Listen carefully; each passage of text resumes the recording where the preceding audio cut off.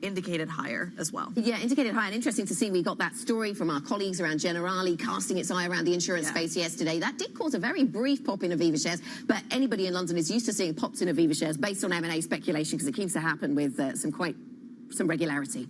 Yeah, it'd be interesting to know whether some of that's prone. But is Aviva reacting this morning to the numbers or that ongoing story, or just a combination of the two? Neither are going to be particularly negative, one would argue. So, little headline action, lots of single stock action this morning. I think you're going to see an awful lot happening here. Harbour Energy is going to be another name that maybe you want to watch out for as well. In fact, Harbour's already softening up significantly, down by over 3%. FTSE's lagging a touch. We're down by 0.1%. But ITV, let's look at the ITV numbers. Fascinating. Actually, some fairly substantial caution in terms of what is happening around the advertising numbers. They're down quite substantially. But the overall outlook looks positive, and that stock is up quite significantly as well. Entain, which had a great run and has then been fading. Remember, this is a company that has significant exposure into the burgeoning US betting market, is a little softer as well this morning. We do have some ex-div in this morning, ex-div in the market. I think HSBC is ex-dividend as well. So some quite big names ex-div, some in the mining space, some in the, as you say, HSBC, and some others in the banking space. So we keep an eye on that. Yeah, interesting to note that ITV move then up by 5%. This on the back of them selling some of their stake in BritBox, and that sent the shares higher just a week or so ago. So this is a stock that's had some momentum behind it. More broadly, Critty, looking at the sectors, there are, well, hardly any in positive territory this morning. Definite downdraft feel to what we've got here. Basic resources, the worst performing. Insurance, the only sector in real positive territory this morning. Yeah, you mentioned the HSBC story. We also mentioned it's the highest volume stock you were seeing in just early trading. It's also your biggest weight on the FTSE 100 at the moment. So that's going to be certainly something we have to be watching. The commodity story is interesting, though, that we're seeing miners take such a bit of a hit. Rio Tinto, for example, even Shell is there. But you've got some healthcare stocks that are kind of on the back foot as well. Despite from a macro point of view, you're not actually seeing that big of a move in the commodity story today. It looks like this is turning out to be stocks just kind of magnifying the story. I think some of these stocks are ex-div. I think we just need to kind of keep an eye on what is happening in terms of where some of the payments are coming through this morning. So I think HSBC, I think Rio's ex-div as well this morning. It is. So there maybe 6 of them. Barclay Group, HSBC, Novartis, Rio Tinto, SafeStore, and Standard Chartered. So quite a few names to watch there. We've got to wait for the German Open as well, which is coming shortly. I really want to know what the Lufthansa numbers the French Open really delayed as well this morning. I've seen no print on the CAC this morning, and that's more unusual than the German. Absolutely. So some big moves potentially under the surface there. Absolutely, and Lufthansa is one that we're watching. Continental is another one that we're watching. Some good numbers coming out of Continental as well. So perhaps that one of when you're talking about higher margins, when you're talking about job cuts, when you're talking about savings, it's supposed to be a positive story. Is that how it's interpreted in the markets? I love the fact that love's the wrong word. I'm interested in the fact that the Lufthansa story is an ECB story this morning as well. Yeah. Nobody can get around. It's not a good look, is it? When you've got all these bankers being broadcast around the world, and everyone asking, well, why aren't they in Frankfurt? Well, the region is. Well, the departures board that Ollie showed earlier was fascinating. And there was a nice big advert for car hire above it. I noticed. It's just particularly well positioned. Like, how far do you need to go? You might want to drive. Yeah, marketing well spent. Yeah, that's fantastic. It probably leads us quite nicely into talking about what is happening with Lufthansa. Ollie Crook is going to be talking to Carsten Spohr a little bit later on. In some ways, I think the Lufthansa story is connected to the ECB in a different way as well, and that is what is happening with wages. because these unions are demanding significant wage hikes, and that basically speaks to the narrative that the ECB is pushing as well. We can't at the moment cut because we are so worried about what the wage round is ultimately going to look like. Ollie Crook joins us now from Frankfurt Airport. Ollie, you got a numbers story this morning which is relatively positive, but you got a strike story which speaks to the kind of the wage pressure that is coming through here. Which one should we be focusing on? Yeah, well, listen, the wage strike is also going to bear on the numbers story going forward in terms of the outlook, in terms of costs coming up at Lufthansa, which is why you saw them sort of their operating margin expectations come down a little bit. But really front and center today in Germany, in here, Frankfurt, the biggest hub airport for Lufthansa in all of the country, in its home country.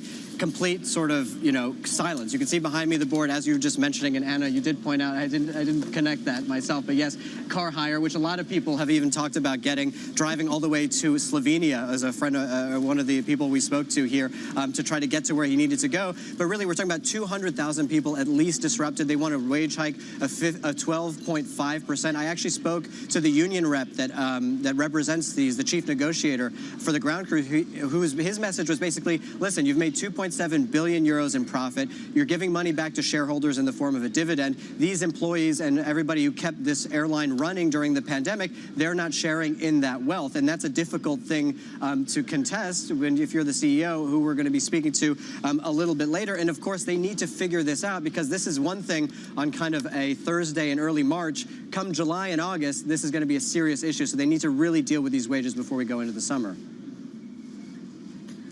Ollie, talk to us a little bit about some of the potential M&A news that we had. Was there any news when it comes to Lufthansa's stalled takeover of Italy's ITA Airways? What do we know on that?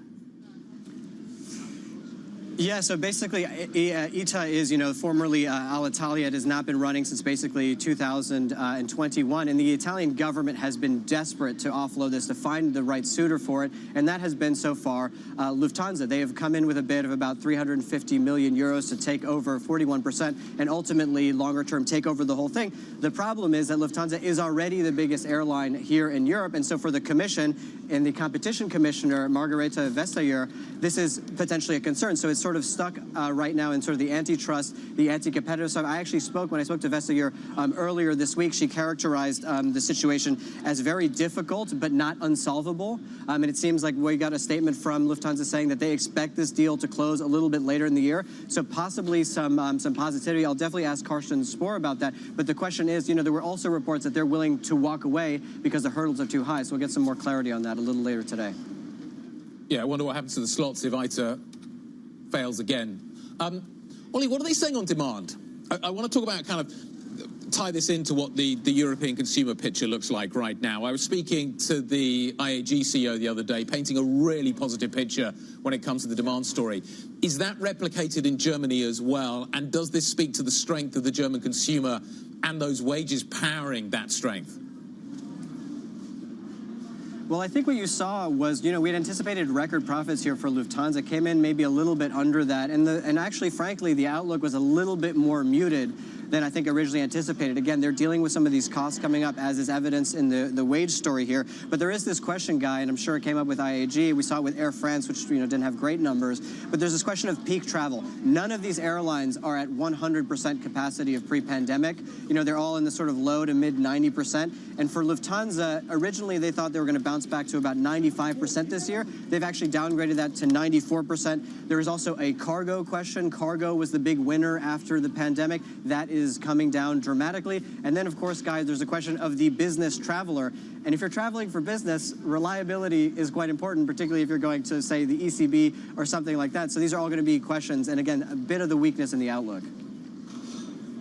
Ollie, thanks very much. Bloomberg's Oliver Crook on the road for us, bringing us that Lufthansa story. And we will be hearing from the CEO of Lufthansa, Carsten Spohr, speaking to Ollie a little bit later on this morning. Let's get a check on some of the individual stock movers. We talked about some of the big names at the open, but some really interesting stories beneath that. Joe Easton has them for us. Joe. So these are the German movers in terms of the companies reporting earnings today. Ollie was going through Lufthansa. That one now up 0.3%. A lot of focus on the wages there, as Ollie was explaining. But a decliner is Continental. We said about the margins earlier. and also the weak sales for that company. It has been an issue for the sector. But the big mover over in Germany today is Hugo Boss. Take a look at that one, down 19%. The company warning of persistently weak economies in key markets. Consumer sentiment is downbeat, according to the clothing company, and that one getting hit hard today. Then in terms of Merck KGaA, just a small gain for that one, up 0.3% at the moment. Mixed results in terms of some of their key drugs in multiple sclerosis and also oncology as well.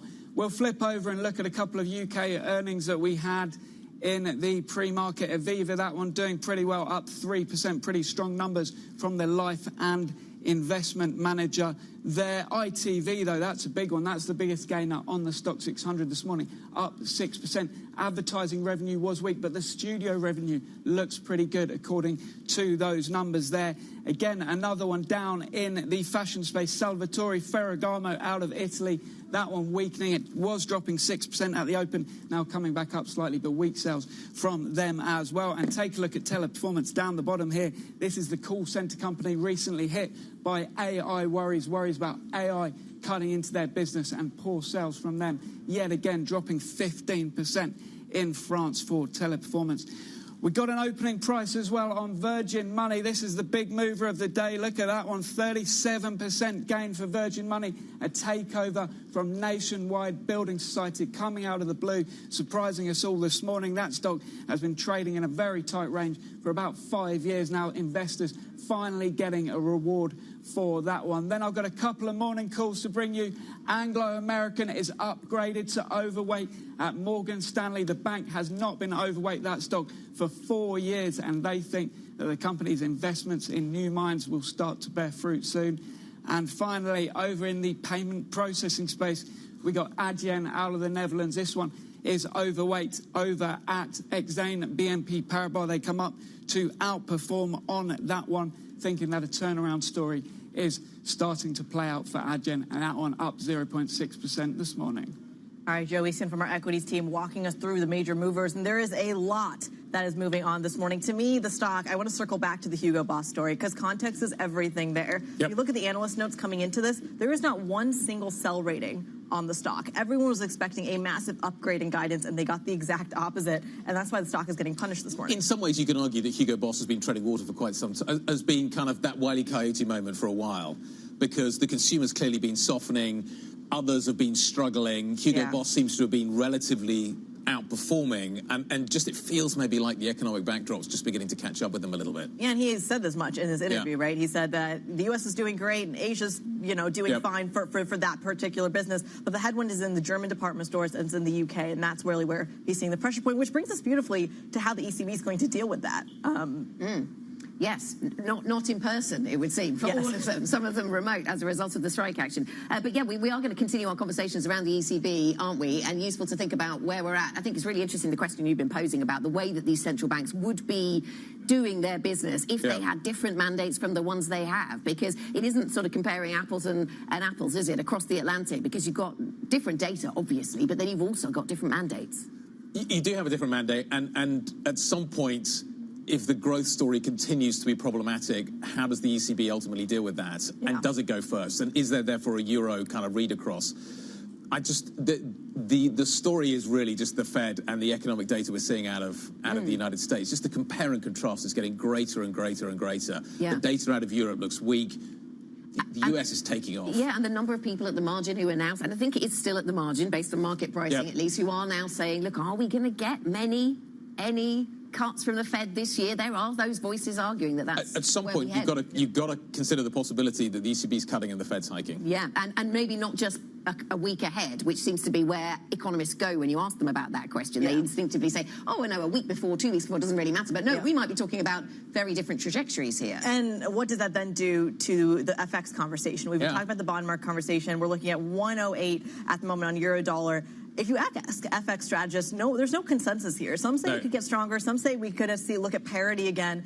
the broad range, or the breadth. That's Yeah. it. The breadth of range is enormous here. We're going to get a little bit more information on that coming up on the program. We're going to look ahead to that ECB decision later today with Pooja Kumar of TD Securities. We'll maybe ask her about the currency picture as well, the disconnect or the reconnect between the bond picture and the FX story. That coming up next. This is Bloomberg.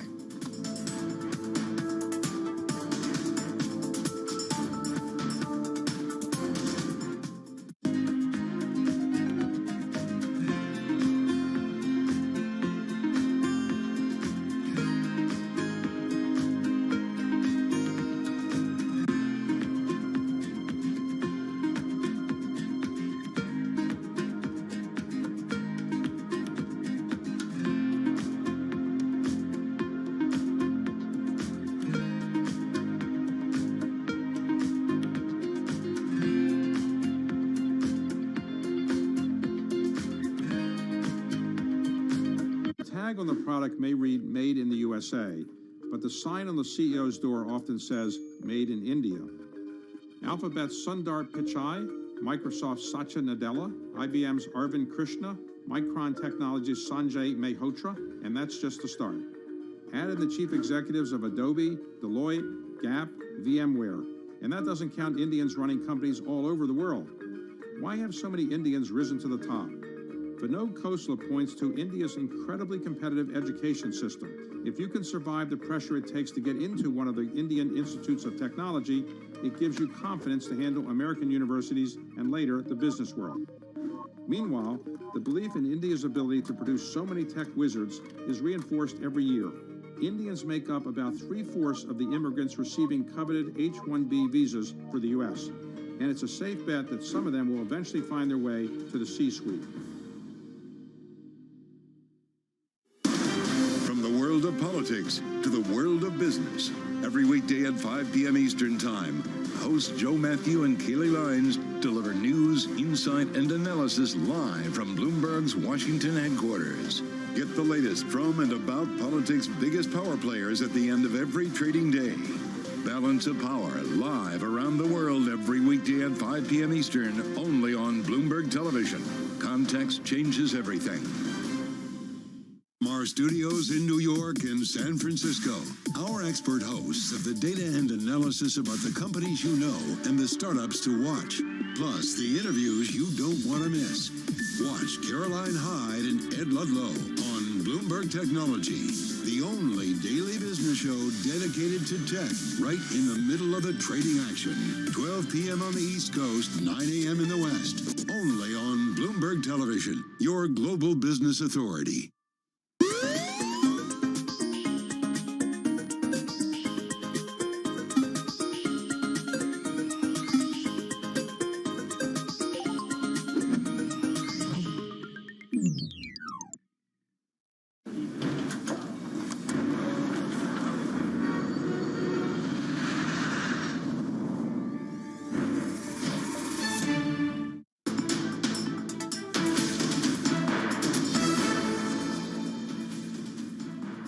This is Markets Today. We are 16 minutes into the session. Not much to see at an index level, lots at a single stock level. But let's talk macro now.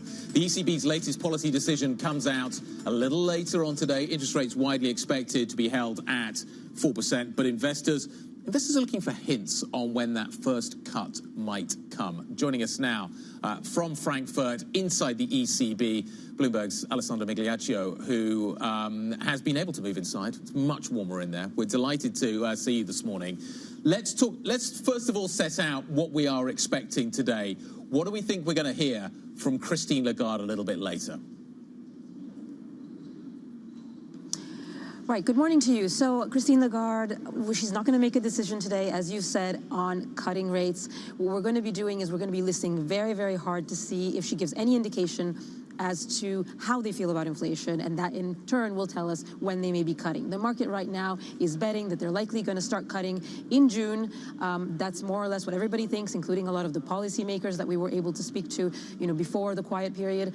We'll be listening hard to see what she thinks about data that they're getting, because the ECB always says data, that's important. Is inflation really, has it slowed in a permanent way? They're worried about wages. Wages are still relatively high, and they're really worried that if they start cutting too soon, it'll give a bad signal to the markets. What if then inflation comes back up? What would they do then? So they're really more likely to err on the side of caution. I think that's what's likely to happen, and we'll be listening to see if Lagarde, is more upbeat about wages, more upbeat about inflation actually slowing down. So inflation in focus, the wage story certainly in focus. We also get new economic forecasts from the ECB from this meeting. How is that going to play into the decision making? Because we've been having interesting conversations around, how the ECB should respond to the slowing growth story, even though inflation is their main focus, their real only focus. Yes, that's right. Although their main and only focus is inflation, that's their mandate, you're right. Growth is a big deal, and a lot of governments are starting to put pressure to say, look, we have a problem with growth. If you keep doing this to us, it's a problem. At the G20 in Brazil very recently, the Italian finance minister mentioned it, has said it's time to cut. We need to cut as soon as possible. So there is that pressure. But on the other hand, the ECB just doesn't want a situation where they cut and then they have to go back, because that would spook markets. They can't lose their credibility. Credibility, as we know, is everything for central banks. So I think that's really what's on their mind today. And as I said, we'll be looking to see, in ECB language, which is always a bit complicated to decipher, Christine Lagarde gives us hints about whether she's optimistic or not about that wage and inflation data. Bloomberg's Alessandra Migliaccio joining us from Frankfurt to cover the ECB for us. We thank you so much for setting the stage this morning. Let's get a little bit more analysis here and bring in Pooja Kumar, Senior European UK rate strategist at TD Securities, joining us right here on set. Good morning. Good morning. What are the circumstances needed outside of recession or weakness that we're already seeing for the ECB to be more confident in cutting rates? What do they need to see? So I think markets are still pricing for them to cut rates from June onwards. I think what drives them to an April cut? I think that is the question here. I think for me, the key thing that I would be looking for is, does ECB give us their forecast for inflation for 2025 to fall below 2%? I think that is a big signal for markets that, ECB is undershooting inflation and they need to act sooner and quicker. But I don't think after the last inflation number, the ECB will be revising their 2025 forecast materially this time. And I think that's what prevents ECB from acting as soon as April. I think at this stage, they should be actually very happy the way markets are pricing cuts. It starts from June. They're at 100 basis points. And I think that's the message they want to send. And as for all central banks, I think data still remains the mantra. That's what we will be told in the press conference. We're talking about the data. We're seeing two very different stories between, say, the sick man of Europe of Germany, if we're indeed still calling it that, 11.3% drop in the manufacturing data and the factory orders that we just got this morning. Compare that to the very hot numbers we're getting out of the likes of Spain, for example. Now, to be fair, some of that is my own trips to Spain. That is, I'm sure, is fueling that bid. But how do you square the two when there are these concerns of that reacceleration of inflation? I think from Jan data, I would not read that much into whether we are actually going to the acceleration mode. I think when it comes to the consumer sentiment on a euro area level, things are working very well in ECB's favor. But I think what we have seen last year, that for all central banks, inflation is at hierarchy. They have been ignoring growth data. We have seen almost 9 months of contraction in PMIs in Europe, and ECB had to turn an eye. And they just had to keep hiking, stay restrictive. I think now they just have to wait a bit. They're just buying time, but they know their policy is working well. And I think as we see ECB cutting rates, your financial conditions have eased a lot. Your real wages will increase a lot. And I think that's what is going to feed into both French as well as German economy. And I think no matter what, we are seeing more hopes of stimulus actually coming in from Germany. So we need to see how that plays out. But again, the entire problem with Germany is more structural. And it will take time. And I think ECB cannot just look at one country versus the other. And I think that's the kind of message they want to give us. Should the market start pricing the possibility that the Fed doesn't cut at all this year and the ECB does? And if so, where do we need to see the biggest repricing coming? So that's a scary bit if Fed does not cut for the entire markets right now. I think even if Fed does not cut and ECB continues its cutting cycle, I don't see European rates can rally much. Because if you see how we started January, ECB had a very dovish message in January. They actually signaled possibly an April cut as well. Yeah. But bonds continue to sell off one-to-one with treasuries. So what's going to happen with transmission? If the ECB is cutting, but the rates market is not responding, how blunted will ECB policy transmission be in that environment? I think what we are heading for is more steeper curves. The front end will start continuing to be pricing more cuts from the ECB, but your duration will have a stronger beta to treasuries. But again, that trade for wider US versus Euro spread should hold. But I just feel that it's hard for bonds to actually rally a lot in isolation. And same for gilts to rally in isolation when the world is driven by treasuries. And no matter what, we are talking about AI in US, it will have its impact in Europe as well. So, we do have those kind of stories that are making its way across the board globally. So a potential disconnect in the bond market, emphasis on potential. What about the disconnect between the bond market and the FX market? Is that something you're watching?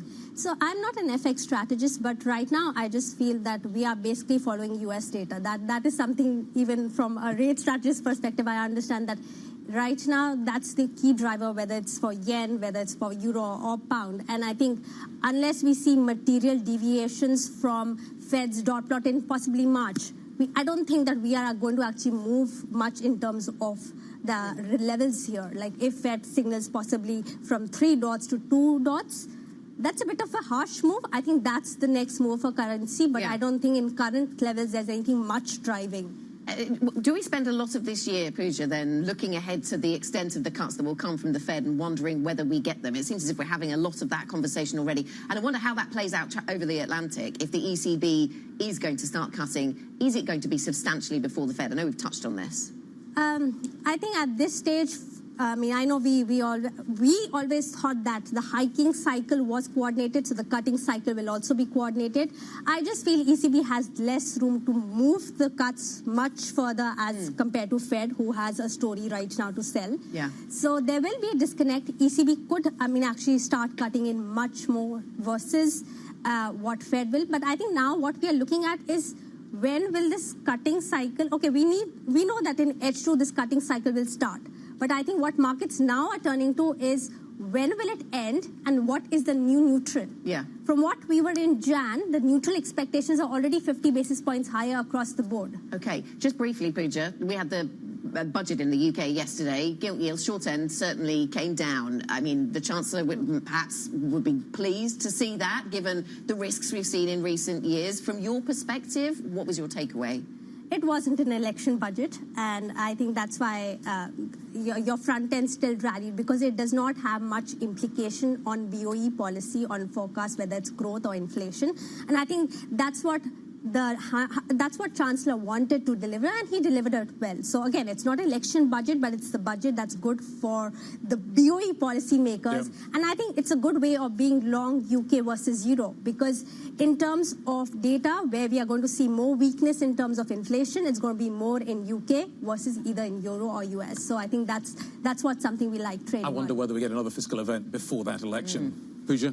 Thank you very much indeed. Very nice to see you. Pooja Kumra, Senior European and UK Rate Strategist, joining us at TD Securities. Thank you very much. We're going to have a lot more coverage coming up a little bit later on. Clearly, we have an ECB meeting. We need to pay a great deal of attention to that.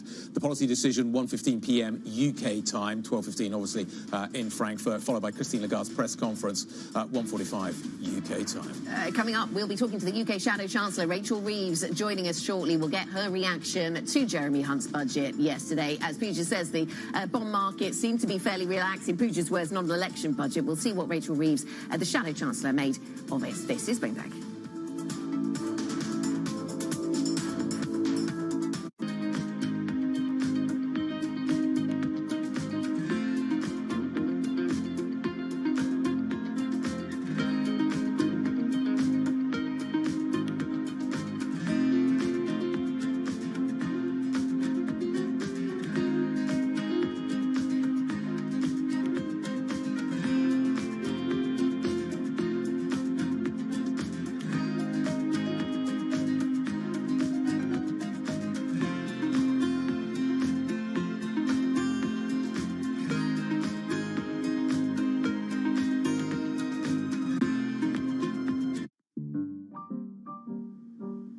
Okay, so you're moving in on me. Quick.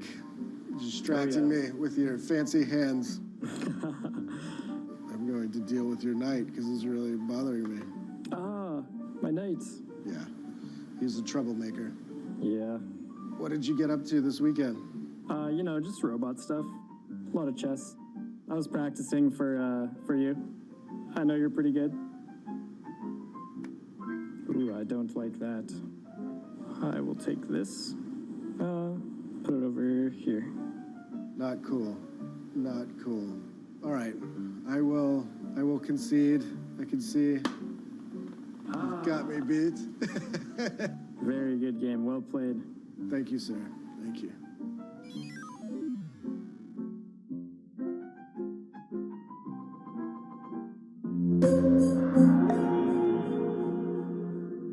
Business Week Radio, live weekday afternoons at 3 p.m. Eastern. We got a little bit of talking. Are you guys ready? Harnessing the power of Bloomberg Business Week, Carol Masser and Tim Stanovic bring you the latest news from the worlds of business, technology, politics, and more. How does the Fed play into this and what the Fed does potentially? This is so exhausting and this is so all-encompassing. Listen on Bloomberg Radio and streaming on YouTube and Bloomberg Originals.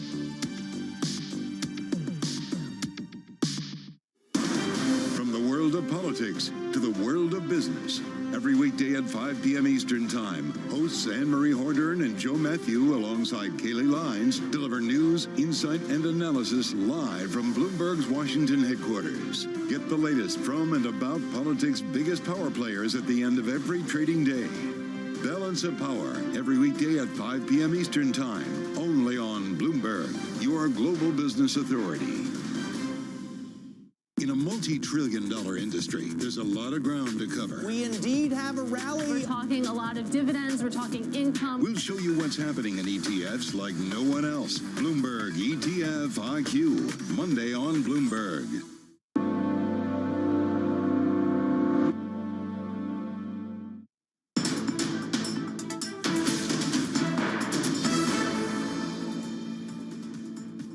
This is Markets Today. We're about 30 minutes into the European trading day. On the index level, again, not a ton of volatility. That may change as we hear from the ECB, but you've got plenty of single stock movers that are pretty big. A lot of them coming off of earnings. The Lufthansa story is fascinating. The Hugo Boss is moving quite a bit.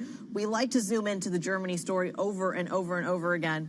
I'm curious this time if the message is idiosyncratic or if it's, flashing some warning signals. Well, the German macro story is an interesting one. You drew our attention earlier on, Guy, to the German manufacturing orders data, which, often the standard response is, it's monthly, it's volatile, but actually it's been increasingly volatile over the last year in both directions. So obviously there's the pandemic period, but then it sort of retreated back to low levels of volatility that we saw pre-pandemic. But just in the last year, it's become really volatile. Unpredictable, the German story. Can I draw a line between what is happening in China and what's happening with that data? Maybe. It's interesting that Chinese exports are going up. Are they being reciprocated the other way? Is China importing more? Or is this just an export story? Yeah. And I think if it is just an export story, that's going to alarm Brussels. That's going to alarm Washington. So I think there are many kind of ways of looking at this German data. It relies so much on Germany.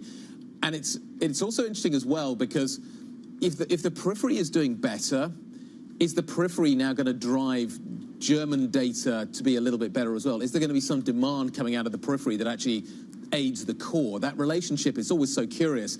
Then you get into the weeds of kind of Target 1 and all the kind of the monetary policy plumbing that operates around Europe. I think there's many ways of peeling this onion. I'm telling you, I think the Spanish story is fascinating. I think it's You're data. obsessed. I am obsessed. I'm always obsessed with all things Spain, but this data is weirdly strong for a Spanish economy that is famously weak in really every economic cycle. They're never the ones that are outperforming. They never get the A+ on the report card. Bloomberg Economics was telling us they're a nice leading indicator. Well, that's your point. So, this is turning out to be a very different slowdown in Europe to the 2011 period, where, of course, we saw weakness at the periphery and strength at the core, and now we have exactly the reverse. So maybe the reason for that is that crisis was driven by government debt. This crisis is being maybe driven by private sector debt. And you look at countries like Sweden, where mortgages and housing costs have been very high, and as a result of which, as rates have gone up, you've seen that transmission happening very quickly. You go to Italy, mortgage? What mortgage? You don't see that effect in terms of the impact on the consumer. Now, Spain's housing market's been much more volatile over the last few years. Yeah. But nevertheless, Maybe it's just the difference in terms of where the pools of capital exist. Yeah. Previously, like Italy has got loads of private sector funds, very poor government funding. But sorry, go ahead. No, go ahead. Go ahead, Chris. I was going to say, how much of it is a read-through from the kind of tourism sector, the consumer resilience piece? If you look at Spain, you look at the periphery, it is tourists from around the world, from Asia, from the United States. And then that's going to be a similar theme when we bring it right back here to the UK. Does that get some sort of bump from resilience when we talked about UK corporates getting that increase? Kriti Gupta set to be one of those tourists going from the UK to Spain shortly. So that takes us back into the UK conversation. Let's think about where we are in the UK right now. We heard from Chancellor Hunt yesterday, of course, clearly taking a leaf out of some of the policies that the opposition Labour Party have been suggesting around taxation of oil and gas and around non-domicile tax status. Let's just get back up to speed with what Hunt had to say on non-doms. We will replace the non-dom regime with a modern, simpler and fairer residency-based system. Overall, abolishing non-dom status will raise £2.7 billion a year by the end of the forecast period. Let's bring into the conversation, I'm pleased to say, the UK Shadow Chancellor, Rachel Reeves, who joins us now from the City of London, visiting a building site, I understand. So thanks for finding time for us, Shadow Chancellor. Let me ask you, I mean, clearly you're probably quite flattered with the parts of your policy agenda that the Tories have taken here around non-doms and tax on oil and gas, but this does create a bit of a headache for you. Now the Tories have gone after those. How do you find money to pay for your spending priorities? Well, it is an utter humiliation for the government that in the final budget of this Parliament, they've had to resort to taking Labour ideas because they've run out of ideas of their own. Now, we made pledges around reducing NHS waiting lists, breakfast clubs at primary schools to help ensure all children get a good start to the day and help parents, particularly mums, get back to work. And what I will be doing now after the publication of all the documents yesterday is to go through all of those and identify how we can make the savings to continue with the commitments that we have made. And we'll do that in an orderly way and also ensure that all of our policies remain fully costed and fully funded. Okay, so I know you want to take some time to do all of that, but from what you've heard so far, is there further to go on the non-dom side and on oil and gas? Can you squeeze those levers for further tax?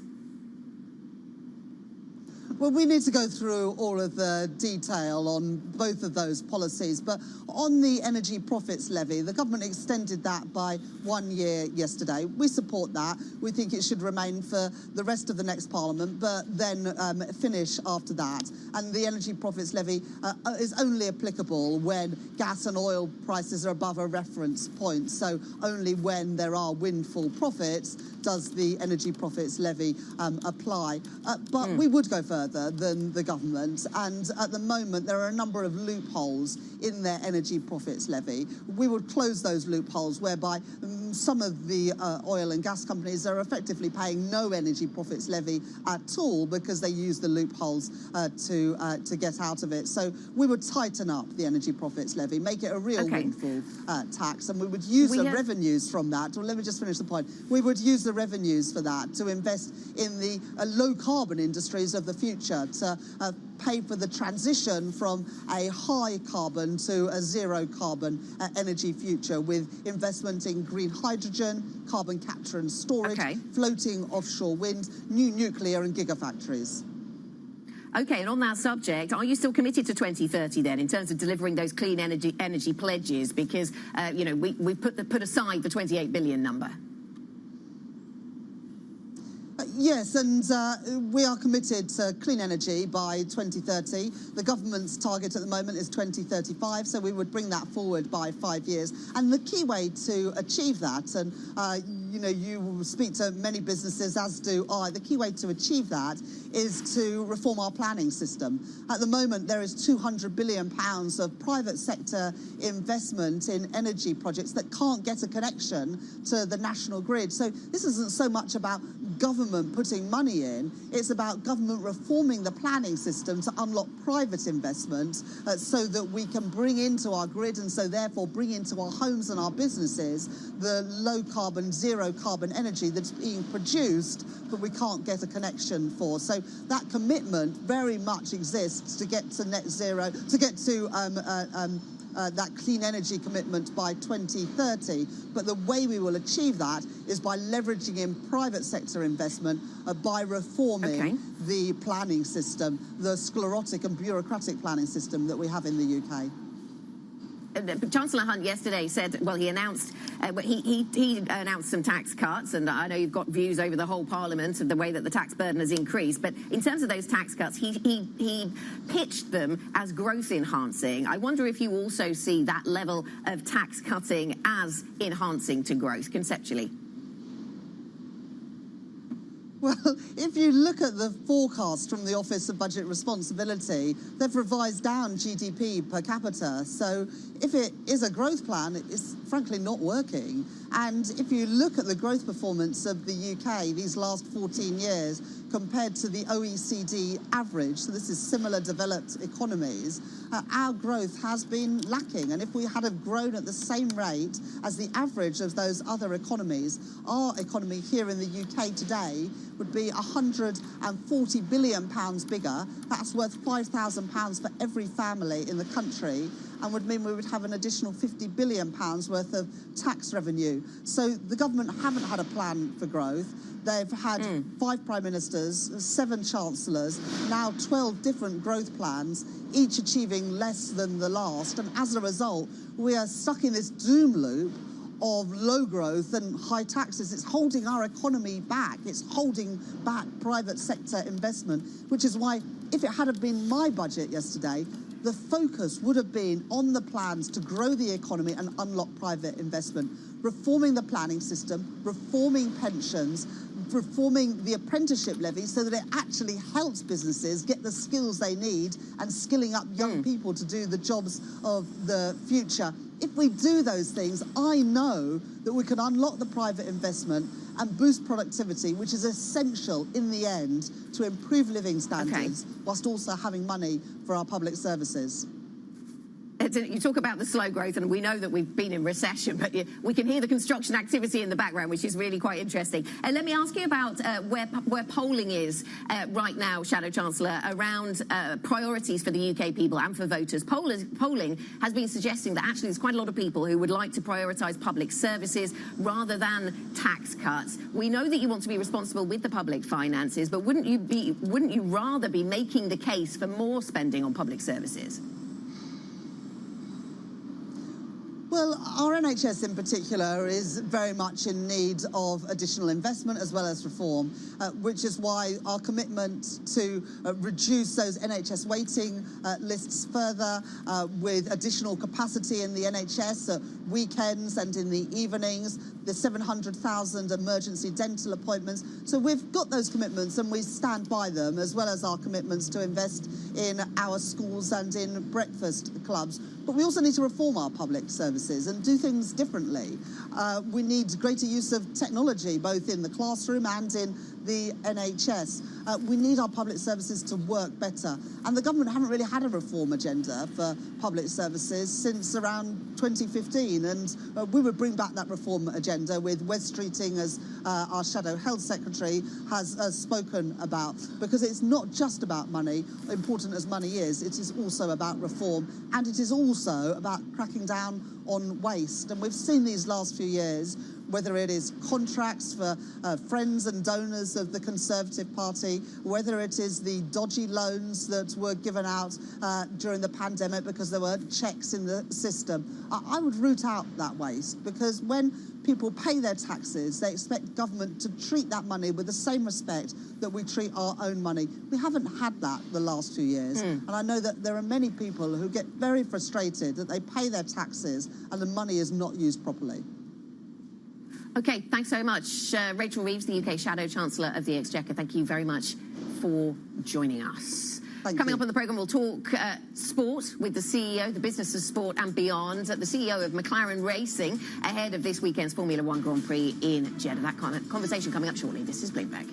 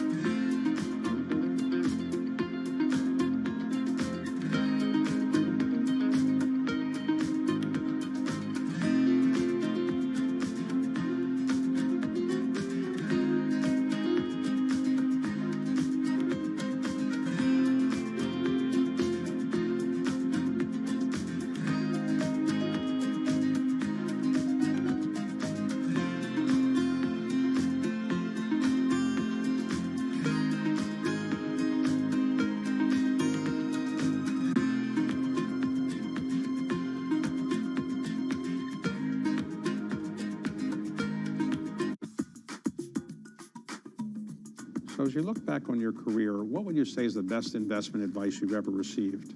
Probably the best investment advice that I never received, but that I've lived my whole life around, is surround yourself with really good people.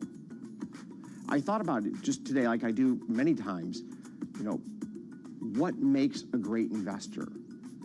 A great investment firm is comprised of people who are optimists and pessimists and realists. Because in the intersection of the debates that go across that wide range of personalities is where you find truth. It's part of the reason I'm so focused on freedom of expression. I see it in my own four walls, the robust and fulsome debates around how we commit our capital, what defines a good idea, what businesses to build or pursue. That's what drives the success at Citadel. And I've been very fortunate in life to have always had a group of friends who really push me, who make me better. And here I get to work with 3,500 colleagues who in their ways make me better each and every day. And collectively, as a team, we've had the opportunity to have an incredible impact on the financial landscape around the world. In a multi-trillion-dollar industry, there's a lot of ground to cover. We indeed have a rally. We're talking a lot of dividends. We're talking income. We'll show you what's happening in ETFs like no one else. Bloomberg ETF IQ, Monday on Bloomberg.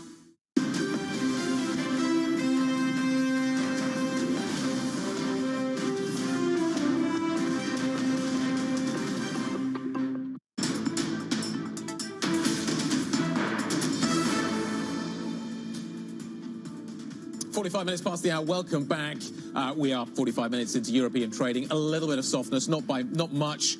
I think we're looking for another catalyst. You've got claims data coming out a little bit later on. Today's more about the single stock story. ITV is one of those movies you need to watch out for. What's happening with Hugo Boss? Certainly one of those stories you need to watch out for. Hugo Boss, one of the big sponsors of Formula One, which is my way of making the pivot to our next subject. Formula One in Saudi this weekend. It is the second race of the season.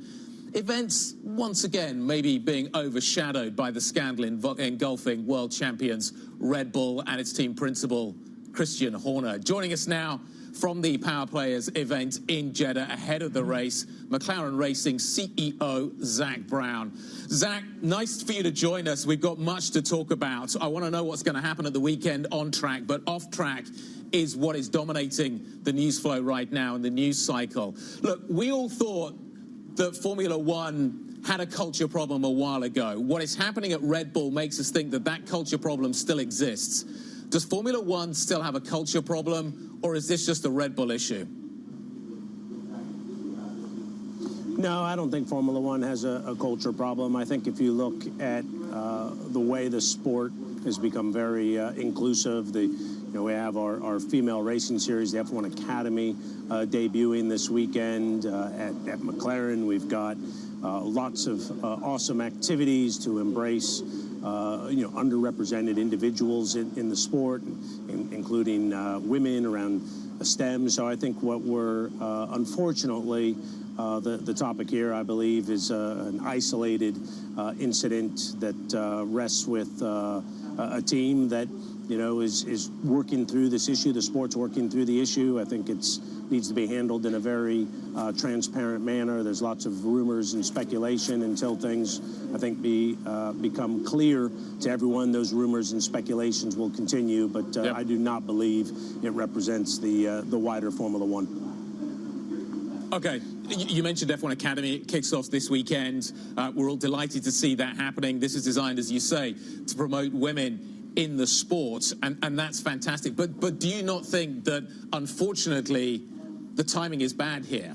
That ultimately that launch, that effort to really push that side of the sport is going to be undermined by what is happening here? I think reality is timing's never good for a situation like this. I think it's very unfortunate. It's the start of the Formula One season, as you mentioned. We've got the great F1 Academy that all the teams are participating in. It's something we've put a lot of time and effort into and are very excited about. So yeah, it's not good timing, but I don't think there would have been good timing for this particular story. So I just hope that the governing body deals with it in a swift manner, because it is going on and has gone on too long to have a conclusion that everyone feels satisfied is the right conclusion. So hopefully that will happen here in short order, so we can focus on our racing. You are covered in sponsors, the logos of your sponsors. Any pushback from those sponsors? Any concern? What kind of message are you getting from your sponsors? Well, I think, all of us are concerned, not just our sponsors, but our fans, our team, my employees. We have, as you've rightly pointed out, some of the best companies in the world. I think, they do a lot of due diligence into the sport and to who they partner with. So, we don't have any issues that we're having to work through. But, of course, we're concerned for everybody involved. This is not a good story whatsoever, and one that needs to be addressed swiftly. Let's talk a little bit about how this could impact what is happening on track. So, Max Verstappen's father, his management team, have suggested that maybe he look elsewhere for a drive as a result of what is happening here. Do you see that as possibly happening? If that did happen, how do you think the dominoes would fall? We've obviously seen what's already happened with Lewis Hamilton. Would you be interested in talking to Max Verstappen? Well, we've got two awesome drivers, Lando Norris and Oscar Piastri. We have them both under long-term contracts, so I'm very happy with our Grand Prix lineup. Obviously, Max is a sensational talent. As some say, maybe the best yet to come. We'll see over time. But from a McLaren standpoint, I couldn't be happier with our driver lineup, and would have no interest in changing my driver lineup, even if someone of Max's caliber became available. Do you think long-term contracts, Zach, are what they once were? They feel like they're being slightly undermined at the moment. Yeah, you got Lando, you got Oscar, they're under long-term contract. But I'm wondering whether those contracts kind of hold water in the way that they once did. We've seen what's happened with Lewis. Things can change and change very quickly. Half of the grid is going to be off contract at the end of this year as well.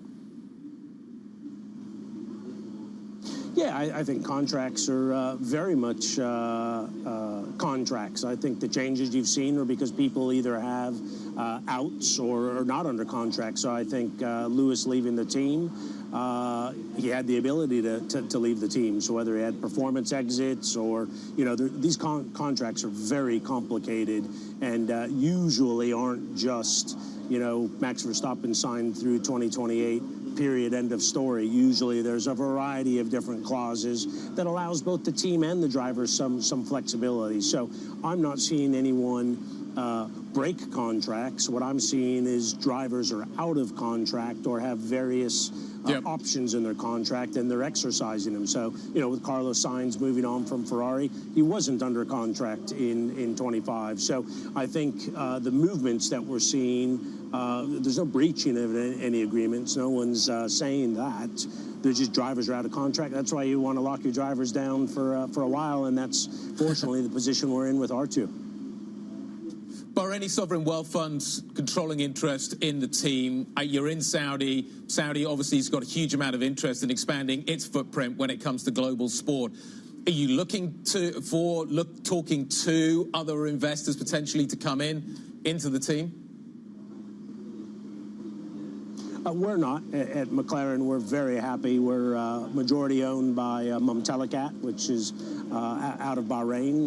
And they've owned our team for almost 20 years, and they're awesome shareholders and partners and bosses, if you'd like. We're huge fans of this region. I think the 4 races we have here have helped really contribute to growing the sport. We have partners from this region, NEOM in particular, who are partners with us on our Formula E and Extreme E teams. So I think everything that's going on in the the Middle East around embracing sport has been very healthy for us, and I think it's been very healthy for them. Sport, provides a great opportunity to bring people together. So I'm always very excited to come to this region in our global sport. Red Bull dominated the first weekend. Come on, give me the heads up, give me the inside track. What are people talking about? What do you think for the second race?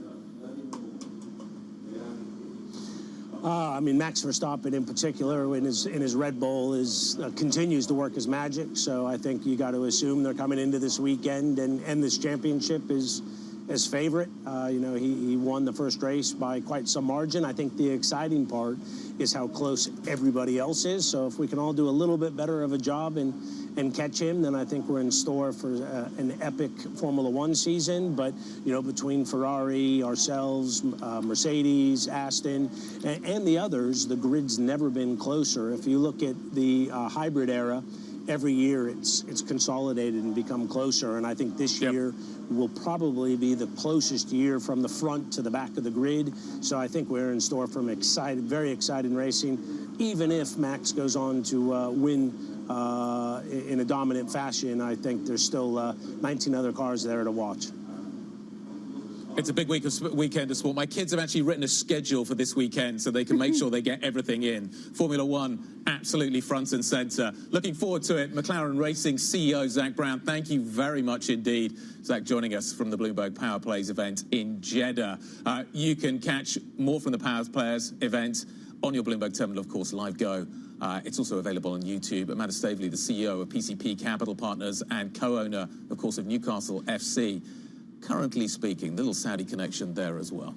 And as we monitor that, we're monitoring a couple of other stocks as well that I want to put on your radar here. Novo Nordisk spiking higher by 4%. This is in addition to the macro, of course, that we're going to be watching. You've got the ECB later today, of course, at 1:15 p.m. You've got the U.S. trade balance, jobless claims, plenty of data. And at about 3 p.m. UK time, Chair Powell continues his testimony before Congress. And then what I would argue is the main event, the State of the Union coming from Joe Biden. That is tonight at about 2 a.m. London, if you are still awake. But again, it's the micro that's in just the last, I want to say 30 minutes or so, that's catching my eye. A big spike in Novo Nordisk. This coming off of their latest kind of drug pill, leading to a 13% weight loss in their phase 1 study. Like I said, the share spiking. We also got an update out of Lufthansa as well. Yeah, absolutely. Lufthansa certainly a focus for us in ongoing programming. We're thinking about whether Powell has something else to say today. Often day 2 of the testimony, you don't get something new, but the focus was so much on banking post yesterday's testimony. You wonder if there is something new on the monetary Greenspan used to rewrite his speeches. If you felt the market reaction was wrong off the first one, I think we used to call it Humphrey Hawkins in those days, he would rewrite it for the second one.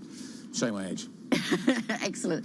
Right, we will, as you say, Chrissy, continue to focus on the Lufthansa story. Some news lines coming out of there concerning their intentions in Italy and what they're trying to do in Italy.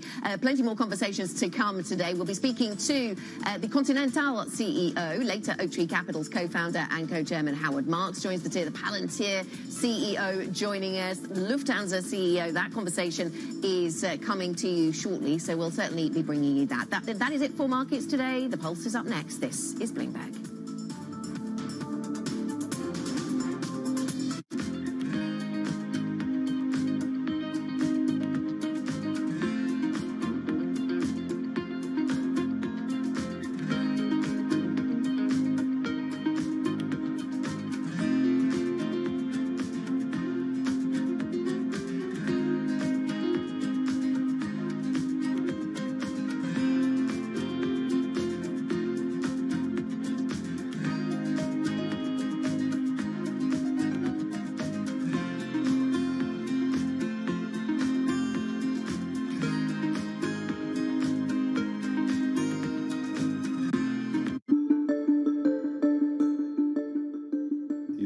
Is as safe as it was when you were in the government? It's not as safe as it was. Crime is clearly rising. I mean, it's not back to the dark old days of, pre-Giuliani in the early 90s. But we got to be careful because safety is the foundation of everything. And so I know the current mayor is committed to reducing crime. But we're going to have to be incredibly aggressive in making sure that crime does not increase. Are you involved any longer in New York City matters or you're advising New York City? The mayor and governor actually asked me to co-chair a panel or a task force on reviving the commercial districts throughout the city. So I've been in the middle of that.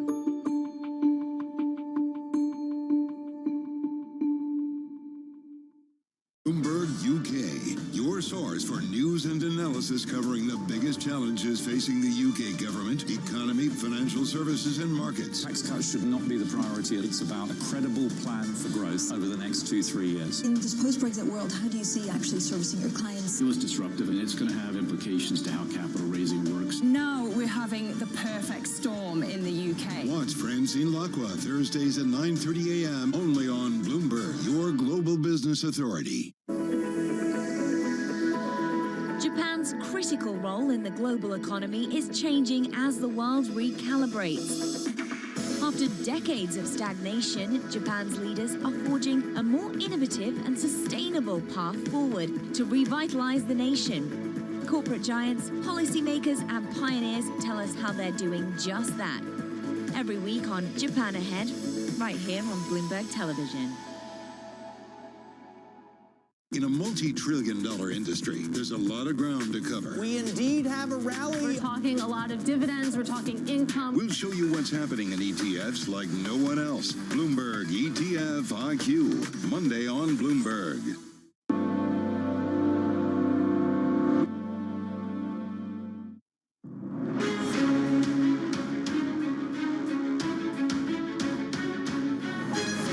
Newsmakers and market movers. This is The Pulse with Francine Lacqua. Well, good morning, everyone, and welcome to The Pulse. I'm Francine Lacqua here in London with the conversations that matter, and here's what's coming up on today's program. A win for Wall Street banks after the Fed chair, Jay Powell, says regulators are likely to make broad and material changes to controversial bank capital proposals. He again signals there's no rush to cut rates. The ECB is set to hold for a fourth meeting, but the timing of rate cuts will be in focus. We'll look ahead to today's decision. Plus, speculation grows that the Bank of Japan will move in March, raising rates for the first time since 2007 after wage growth comes in hot, sending the yen higher. Now, let's take a look at the European markets map. Again, quite a lot going on. We have a second day of testimony from Jay Powell. A couple of things and a couple, certainly, of companies that we need to keep an eye on. Novo Nordisk, the one that's leading its benchmark higher. Now, we're seeing stocks slide a little bit. Again, traders awaiting this further testimony from the Fed Chair, Jay Powell. We're also expecting this rate decision for the European Central Bank. Yen, as we were saying, rallying, gold extending its winning run to a record high. The focus, of course, as it shifts to the ECB, which is set to keep borrowing costs steady for a fourth meeting, new economic projections, though, could bolster arguments for cuts to start later this year. We also had a big day yesterday for the UK, certainly for the Tories, with the UK budget. Now, we're joined by Catherine Nice, Chief European Economist and Deputy Head for Global Economics at PGIM Fixed Income. Also with us, Bloomberg's Justina Lee. So thank you both for joining us. Catherine, let's start off with you. I mean, we had the UK budget. We're now expecting the ECB. It feels like Jay Powell, though, is dominating everything. And the stock markets seem to like it. Yes, so the U.S. drives financial conditions. There's always a lot of interest, I think, when the Fed chair speaks to Congress, but typically we don't really hear new things coming from the chair. They tend to usually use this as an opportunity to reinforce the existing message, which I think continues to be the U.S. policymakers there are pretty cautious, conservative when it comes to cuts. The economy's doing well. Yes, inflation's coming off, but near-term momentum is still running hotter than I think what would be consistent with 2%. But on this occasion, the focus was on the regulatory comments that he was making. I mean, here, I think the tide tends to go in and out on these sorts of reforms. But big picture, these regulations, I think, stood us in good stead through the pandemic and SVB. But this is all about tweaking the edges, I think. Yeah, and just, where are you seeing, or what are you seeing actually, again, supporting the markets? I know yesterday we also had a good conversation on gold and Bitcoin, sending mixed signals, certainly when it comes to some of the risk appetite out there. What's today looking like? Yeah, and I think it's kind of interesting because, I think in a way you could say Powell's testimony didn't really have any surprises. But I think that in and of itself was kind of notable, given that there's kind of been concerns that maybe there were going to be no rate cuts this year after the momentum that we're seeing in the U.S. economy. And I think one thing that's been really interesting is like what we've seen kind of from Bitcoin breaking records again is that there's kind of been this really risk-on mood throughout markets. I mean, we were talking earlier about how like even beyond meat is out. I mean, there's just, it feels a bit like 2021, which is a bit weird. And of course, in a way, from the Fed's perspective, you could say that's a sign of financial conditions easing. And so I think there's a question here of whether the Fed is also going to look at what's happening in markets and think that they're going to have to rein that in. Catherine, overall, what does this all mean for fixed income? Because I know, a lot of fixed income places around the world take their cue from the Fed, and then I want to ask you about the UK budget. So I think the high-level story is we've seen a lot of volatility in rates, and that doesn't really feel like it's going away. There's a question, initially that volatility I think was driven by how high could rates go and then the timing around the cuts. And now it's really focused on what's the landing zone for rates over the longer horizon. Maybe that's higher than what we previously thought, given the resilience that we're seeing in the U.S. economy in light of, on the back of these, significantly higher interest rates. So I think volatility is something that's here to stay. That does generally, and of course, together with the higher rates, it creates generally quite a positive picture for fixed income. But it still speaks to the need of doing that bottom-up assessment in terms of really where are these pockets of value. But that general environment, I think, is a very positive one for fixed income. So in terms of pocket of values, would the UK be one of them? I mean, I guess there was a sigh of relief because there was a worry going into the budget that because the Tories were doing so badly in the polls, the Chancellor would feel the need to do something extraordinary to get voters on side, and that could have been a credit event, a fixed income event, maybe similar to what we saw the gilts move under Liz Truss. We didn't get that. Was it a stable but boring budget? I think that's a fair description. There were some rumors yesterday that in addition to the well-trailed national insurance cuts, that we could also see potentially some income tax cuts. And the first thought that crossed my mind was, how is that going to be funded? And that could create, that had the potential to create some volatility. But in the end, I think we ended up in a place that was, reasonably limited, reasonably well expected. And so broadly speaking, it was a non-event in terms of the market reaction, which I think is, perhaps a positive given past experience. I was going to say it's probably a good thing. Okay, I want to also talk about European bonds, the ECB's latest policy decision. Of course, we know comes out today. Rates widely expected to be held at 4%. Investors will be looking for hints for when the first cuts might come. Well, Bloomberg's Alessandra Migliaccio is at the ECB headquarters in Frankfurt. So, Alessandra, a lot to watch out for.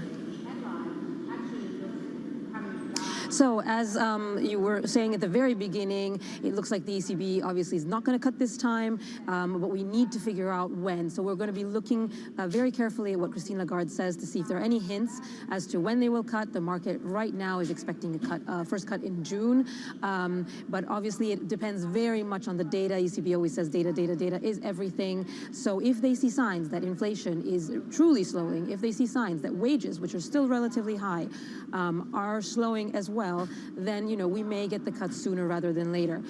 If not, the ECB tends to err on the side of caution, so we may have to wait longer for those cuts, which a lot of governments are asking for because it is a matter of the economies that aren't growing, and they're really, especially Southern European countries, waiting for those cuts.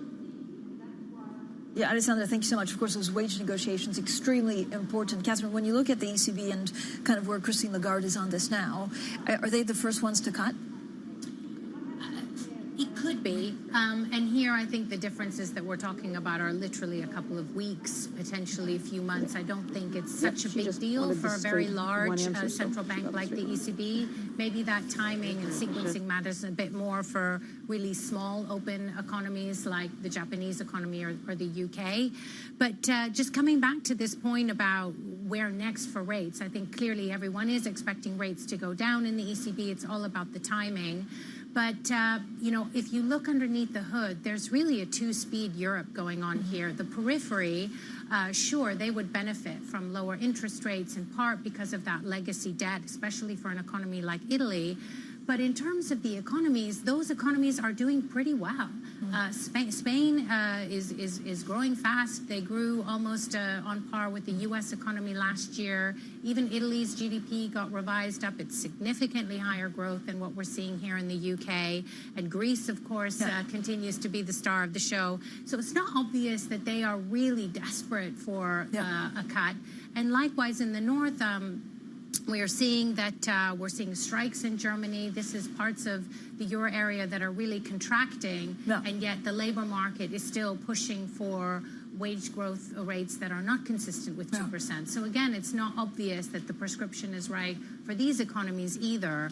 So I would be minded to think that the ECB is going to be, very conservative, very cautious when it comes to cutting rates. And just, what does this all mean for valuations of stocks? I mean, again, if you look at them compared to a lot of the U.S. stocks, they're so much slower. I don't know if there's a momentum for them to grow.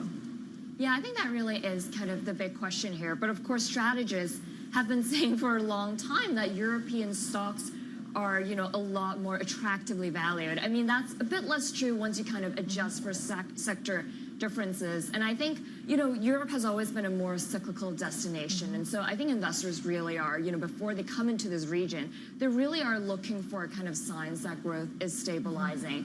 But of course, there's sort of like a particular segment of European stocks right now. I mean, I'm talking about like Novo Nordisk or, the luxury stocks. They're kind of are in a different kind of story. And kind of in that sense, I mean, that's more about, whether they are offering kind of growth and earnings that are completely sort of immune to the cyclical swings. All right, Justine and Catherine, thank you so much. Catherine Nice, they're from PGIM Fixed Income, and Bloomberg's Justina Lee. Both stay with us with more market insights. Coming up, we also head to Bloomberg's Power Players event in Jeddah, where we're joined by a guest who's preparing to invest $2 billion in the Gulf. So we'll try and really ask where. And then, of course, after that, we also hear from Christine Lagarde of the ECB. This is Bloomberg.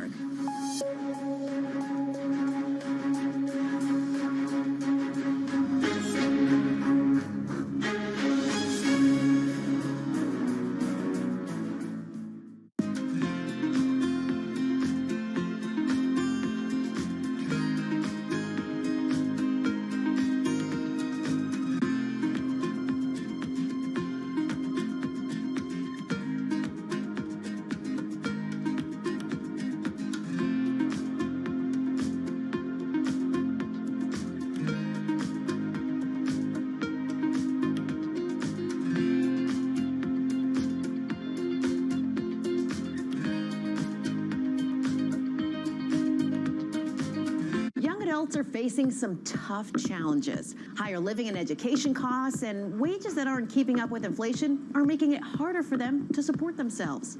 And they're relying more on the bank of mom and dad.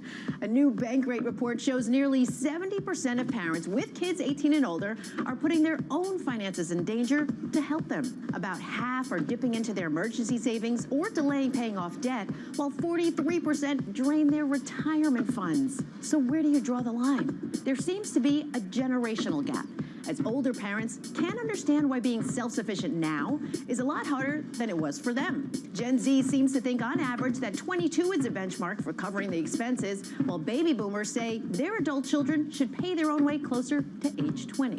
Either way, it's a family decision. Bankrate suggests having a conversation with your kids and setting a specific dollar amount or time frame for footing the bill. World of politics to the world of business.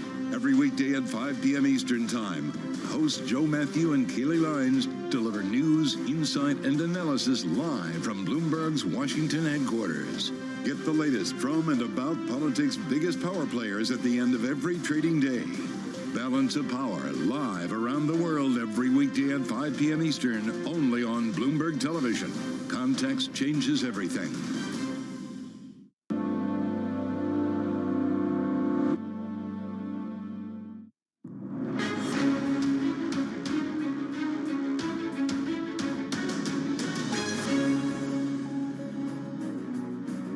Welcome back. So some of the leading voices in sports, entertainment, and technology are in Jeddah for Bloomberg's Power Players event. Now, among them, private equity firm ZCG. Now, the company has about $7 billion under management and is gearing up to invest $2 billion in the Gulf region. It's also just renewed its partnership with the Scuderia Ferrari team for the 2024 Formula One season. Well, joining us now for an exclusive look at what's in store for the year ahead is the ZZG James Zenny Jr., the founder and chief executive.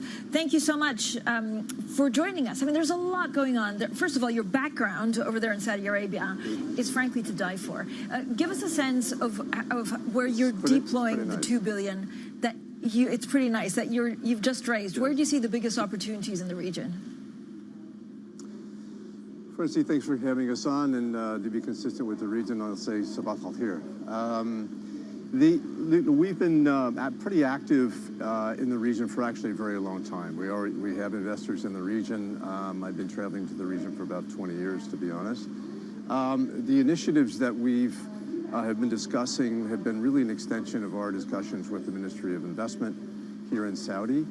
And we've also established a joint venture with the Al Hukair Group, which is a pretty well-known family company in Saudi.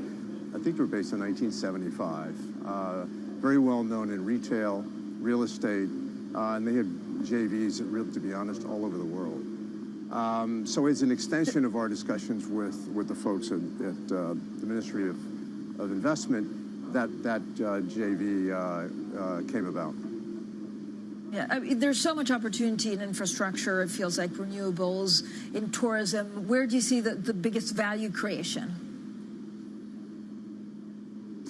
You know, the JV that I just described is to establish a direct lending fund in the kingdom.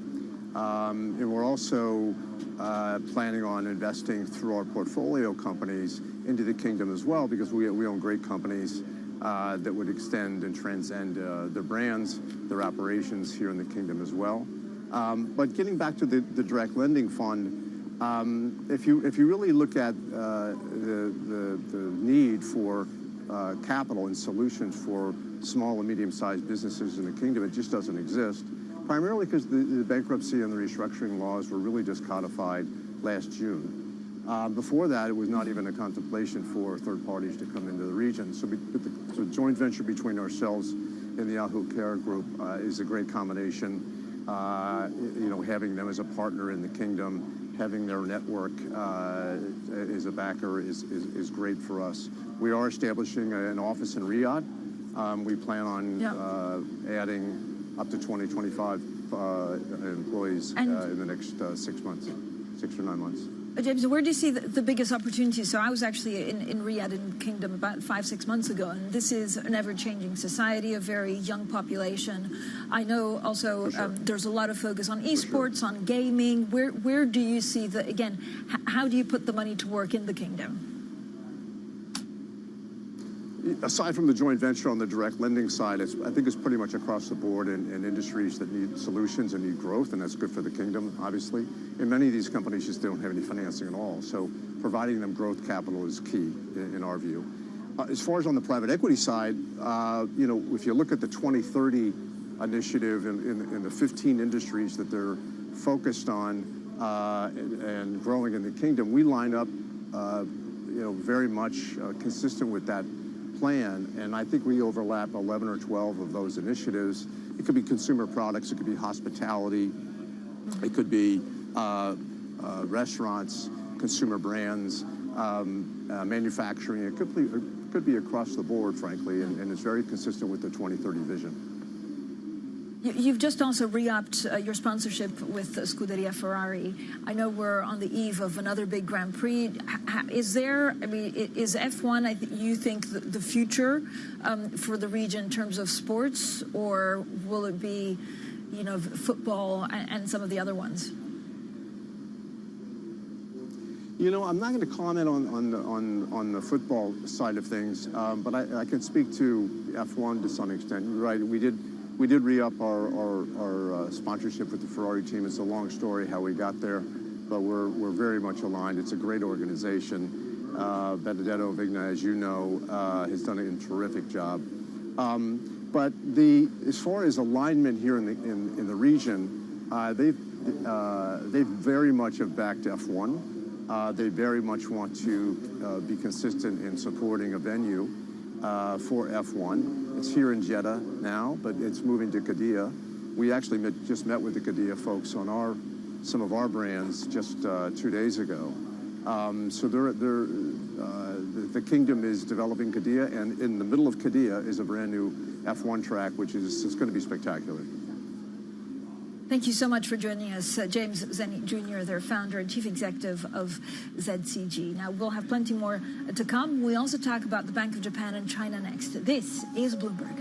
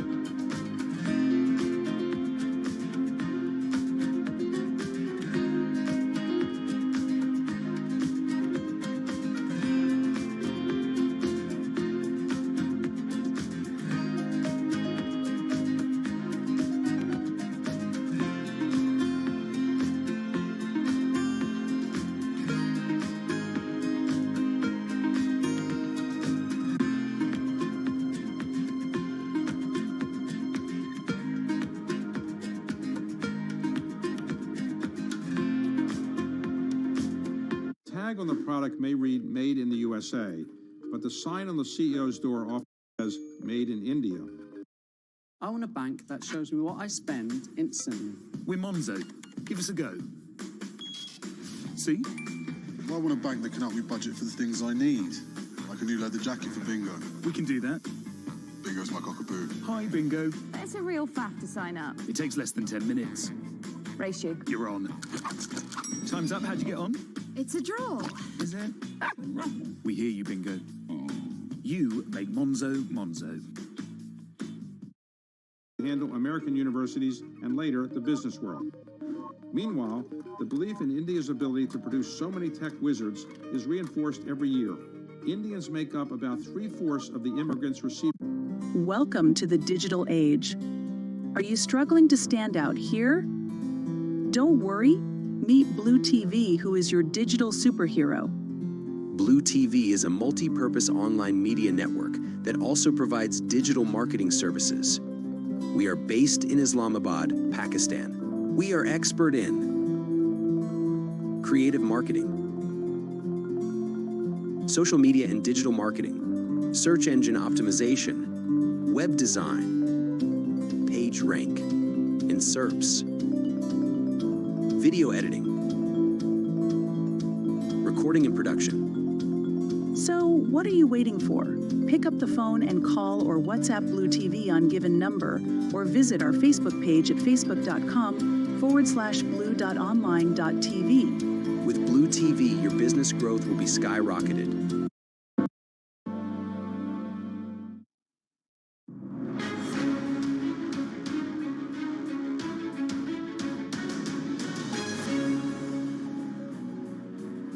So China's exports jumped at the start of the year, offering an early positive signal for recovering global demand as the world's second largest economy contends with trade curbs and geopolitical tensions. Now, still with us, Catherine Nice from PGIM Fixed Income. Also still with us, Bloomberg's Justina Lee. Catherine, when you look at some of the things that came out of China, I mean, there's a lot because we had the National People's Congress, so there was the exports, this growth target of 5%.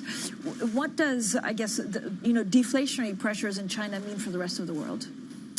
So these export numbers and the deflationary picture, I think there's sort of two slightly different things going on here. There's the cyclical and there's the structural in China. On the cyclical side, I think these stronger exports are telling us or just confirming that wider picture of greater resilience in the U.S. economy and other economies.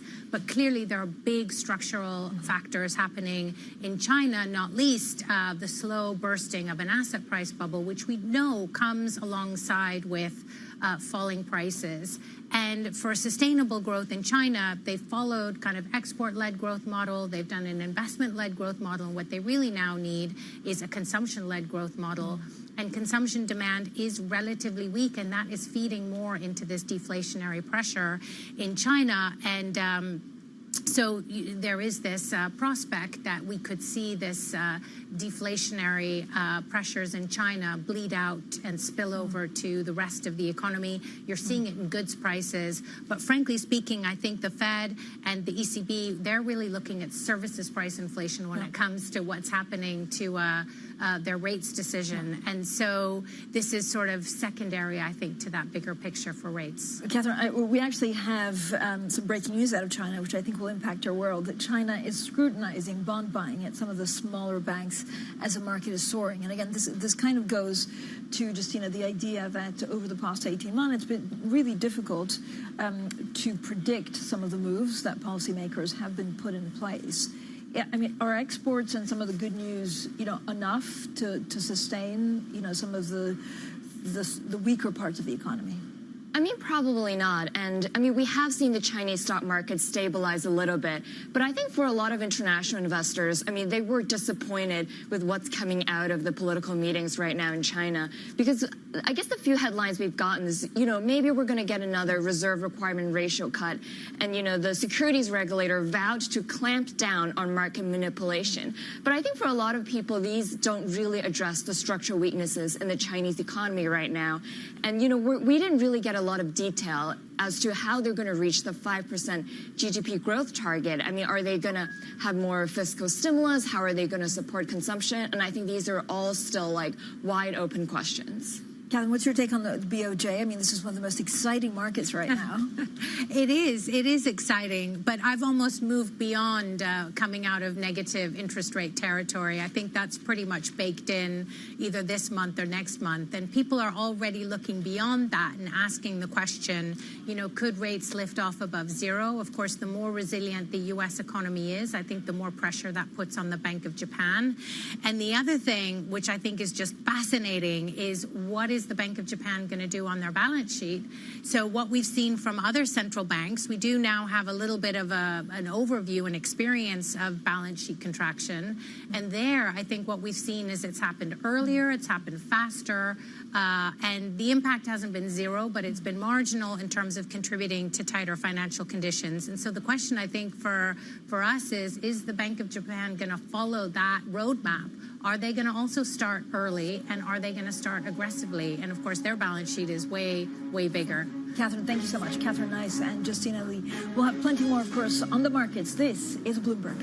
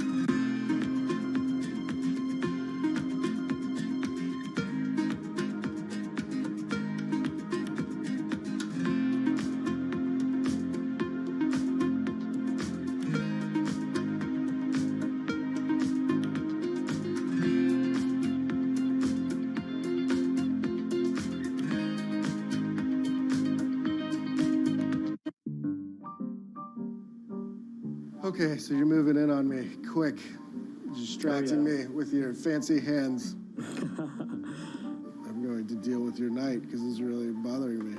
Ah, my knights. Yeah, he's a troublemaker. Yeah. What did you get up to this weekend? Just robot stuff. A lot of chess. I was practicing for you. I know you're pretty good. Ooh, I don't like that. I will take this. Put it over here. Not cool. Not cool. All right. I will concede. I can see. You've got me beat. Very good game. Well played. Thank you, sir. Thank you.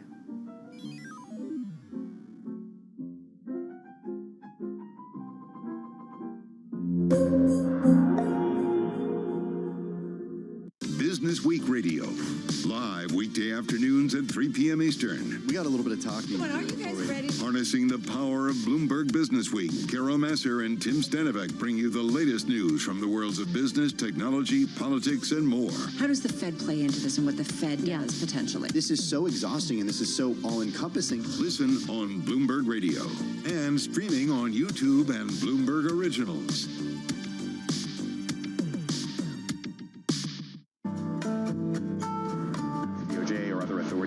Could face bigger challenges next.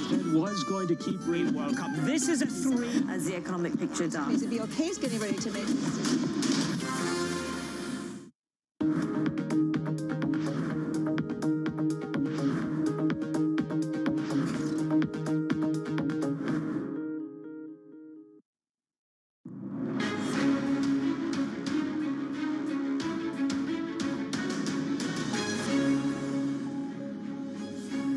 Now, a win for Wall Street banks after the Fed Chair Jay Powell says regulators are likely to make broad and material changes to controversial bank capital proposals. He again signals there's no rush to cut rates. The ECB is set to hold for a fourth meeting, but the timing of a rate cut will be in focus. Plus, speculation grows that the Bank of Japan will move in March, raising rates for the first time since 2007 after wage growth comes in hot, sending the yen higher. Well, good morning, everyone, and welcome to The Pulse. I'm Francine Lacqua here in London. So shares in Continental lower today after it warned that flat output and higher staffing costs could hit earnings. The manufacturer says returns are set to improve as it cuts staff and closes plants as its struggling car parts unit. Well, let's speak now to the chairman, the chief executive, Nicholas Setzer. Mr. Setzer, thank you so much for joining us. Going forward, what is your biggest concern? I know there's been a lot of questions about the supply chain, but also demand for some of their components. So first of all, when it comes to supply chain, we have lots of experience during the last 3 years where we managed lots of several shortages which were coming after the pandemic. So we have a robust team working on that, and we will work further hard in order to improve on where it stands. What's our concern right now? I mean, we have shown it in our market assumptions, and that's what we see in particular on the vehicle production. Markets are turning sideways.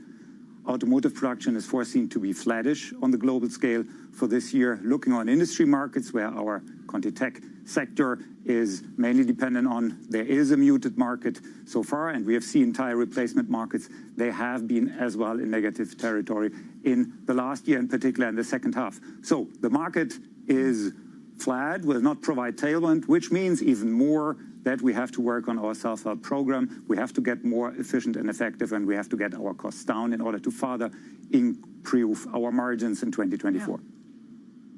So when are you expecting things to get a little bit better? When you look at the outlook, are you expecting this to be a 6-12-month job, or is it just the way forward?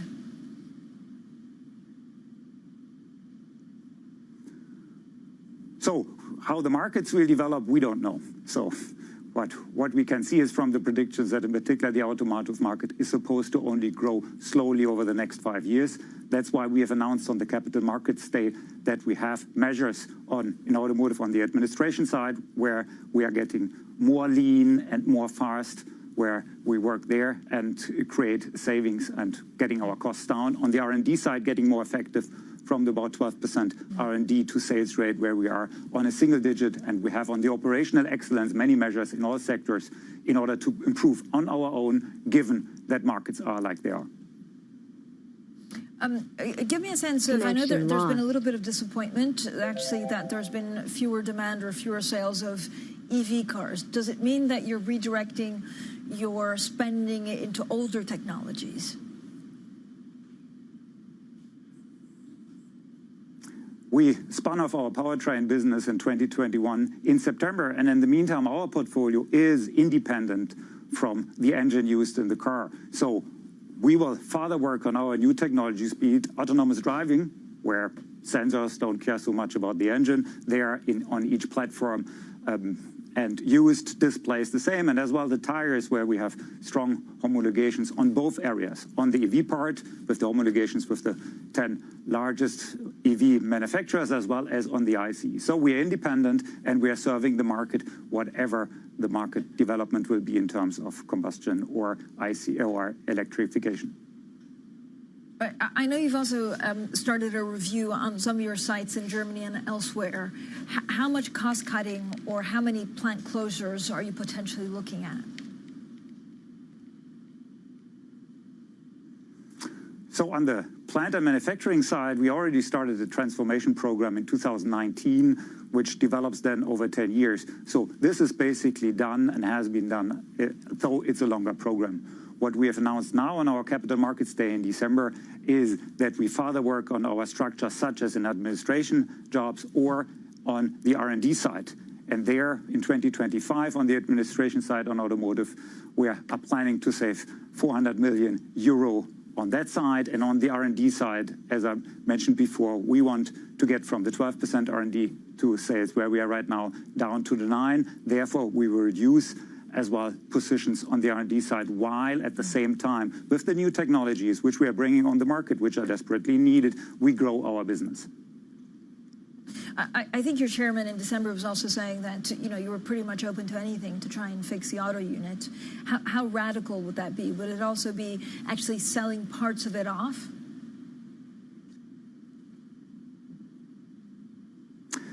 So we have announced on the Capital Markets Day in December that we review the full portfolio. We did a full portfolio review on automotive, and we have two areas where we changed. The one part has been the business area user experience, everything around displays and head-up displays. And there was another bucket of smaller business pieces, overall 25% of the automotive sector, which is under review and which is further prepared for all strategic options. So we make those areas independent to be able to pursue those. However, markets are dynamic, and we constantly continue to review our portfolio and see what time will bring. That's the responsibility of the board, and that's what we will further do. Nikolai Setzer, thank you so much for joining us. That was, of course, the chairman and chief executive of Continental. Now, Lufthansa shares lowered today after Germany's biggest carrier warned that earnings will not grow this year because of ongoing industrial action. Now, the airline has canceled almost all flights today as ground staff stage a two-day strike. Well, Bloomberg's Oliver Kirk is at Frankfurt Airport and joins us now. So, Ollie, Lufthansa actually reported near record profits for 2023. Employees aren't feeling that, are they? No, exactly, Francine. And that's really the story of the day. This was supposed to be about earnings. It's supposed to be about shareholders and kind of what they see for the outlook for the aviation industry. But really, it's been completely eclipsed by this strike in Frankfurt, the biggest hub airport for Lufthansa, which is the biggest carrier in Europe. I mean, just a few hundred feet away, we're now in this sort of Lufthansa Aviation Center where the CEO is speaking to the press and to shareholders right now. But we were at the departure gate this morning and watching all of the flights just go blank on the board. There are, more than 200,000 people. He also said in the press conference, maybe up to 500,000 people that have been disrupted by this strike over the next 2 days. What they want, the Verdi Union, which are the ground staff, they want 12.5% increases. They want inflation bonuses. And this is really going to be one of the driving factors for Lufthansa this year in terms of costs, because obviously those wage negotiations are going to be absolutely critical. And it's very hard for Lufthansa, which has reported near record profit, a dividend reinstated. The question is, why are the employees not feeling it? I spoke to the union chief negotiator who was standing there and speaking to press, saying that basically the employees are exactly that, not feeling it. And this, of course, has now bled in, Francine, to the ECB story. They went to a virtual meeting because people can't get here. Yeah, and what about the outlook? I mean, what's it looking like for the next 12 months? Yeah, so listen, they gave a fairly muted outlook, all things considered. This was supposed to be a year, so broadly speaking, this is about coming back from the pandemic. They still have not hit 100% of flight capacity since the pre-pandemic levels. Last year, on average, it was 84%. They're still trying to fill those seats. They're hoping to get to 94% capacity this year. But again, they brought back the dividend the first time since 2019, so shareholders are going to be fairly pleased about that. There are a couple dark spots in the business. It's about cargo and the business traveler. They are nowhere near kind of what the high level levels were previously. But what's interesting, and just speaking to the CEO there, he's saying that the premiumization trade is still intact. They're saying, in fact, most of their investments are going to be into the premium side of the cabinet. He called it their raison d'être. So the luxury traveler is still very much intact, Francine. Ollie, thank you so much. Oliver Crook there, of course, outside, at Lufthansa. Coming up, we discuss inclusion and diversity in the boardroom with the angel investor and former chief executive of ICA Insurance, Caroline Fabergé. That's coming up next, and this is Bloomberg.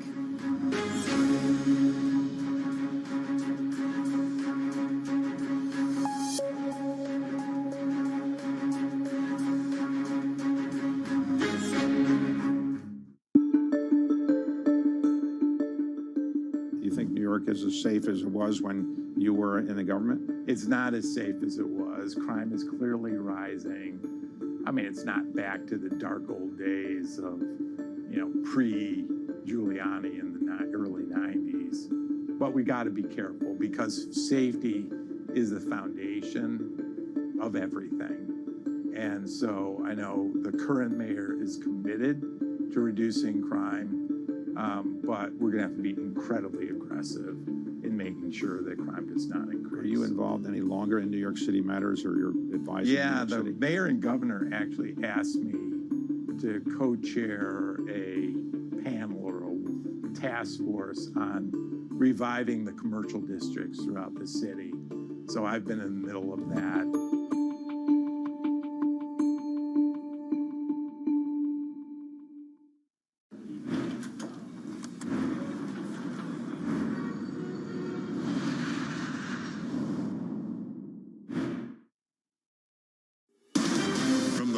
Politics to the world of business. Every weekday at 5 p.m. Eastern Time, hosts Anne-Marie Hordern and Joe Matthew alongside Kaylee Lines deliver news, insight, and analysis live from Bloomberg's Washington headquarters. Get the latest from and about politics' biggest power players at the end of every trading day. Balance of Power, every weekday at 5 p.m. Eastern Time, only on Bloomberg, your global business authority. Bloomberg Surveillance covers the latest in global markets and the political events that influence your world. Join Jonathan Farrell, Lisa Abramowitz, and Anne-Marie Hordern every weekday morning at 6 a.m. Eastern, only on Bloomberg.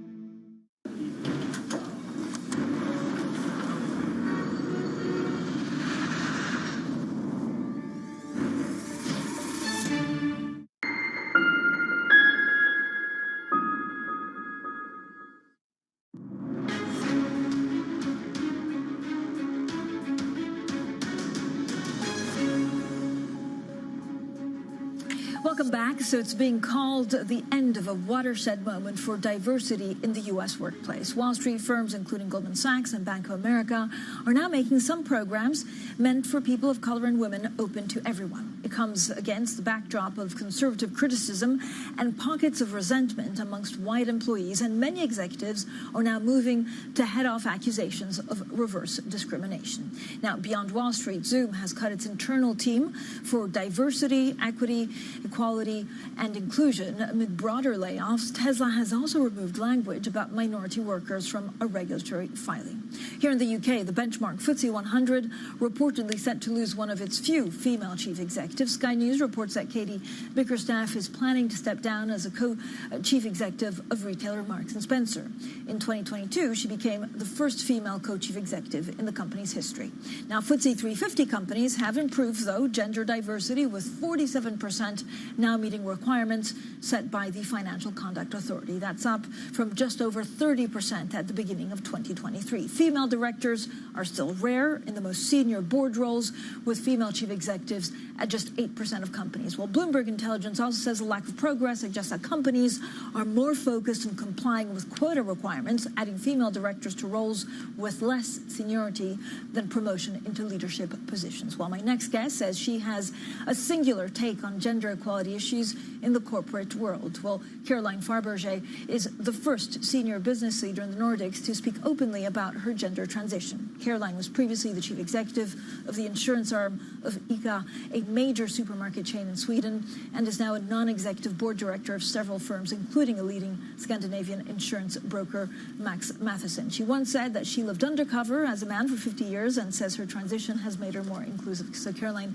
welcome to the Pulse, and thank you so much for joining us. When you look at the statistics, there has been progress on diversity, and then there's a wave of backlash, and you feel like we're going backwards. How do you read the efforts that have been done on inclusion and diversity in Europe?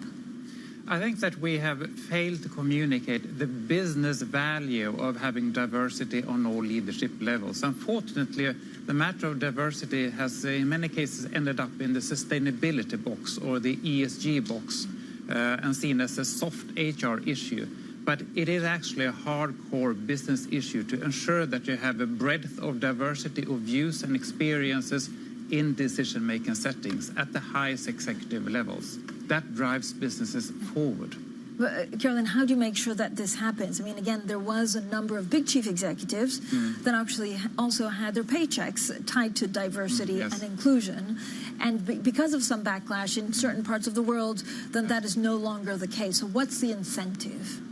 Well, the incentive should be that you actually make better business decisions by appreciating an inclusive leadership and populating boards and C-suite levels with a breadth of diversity. In my own experience, having been a male executive most of my career and also a board member, I failed to see the value of that. It's very easy to gravitate towards surrounding yourself with people of your own kind, especially if you belong to the norm. And in the financial services, it's usually being a white, heterosexual male of Christian origin. I failed to understand the privileges that was associated with that. It's very hard to understand privileges if you yourself belong to the norm.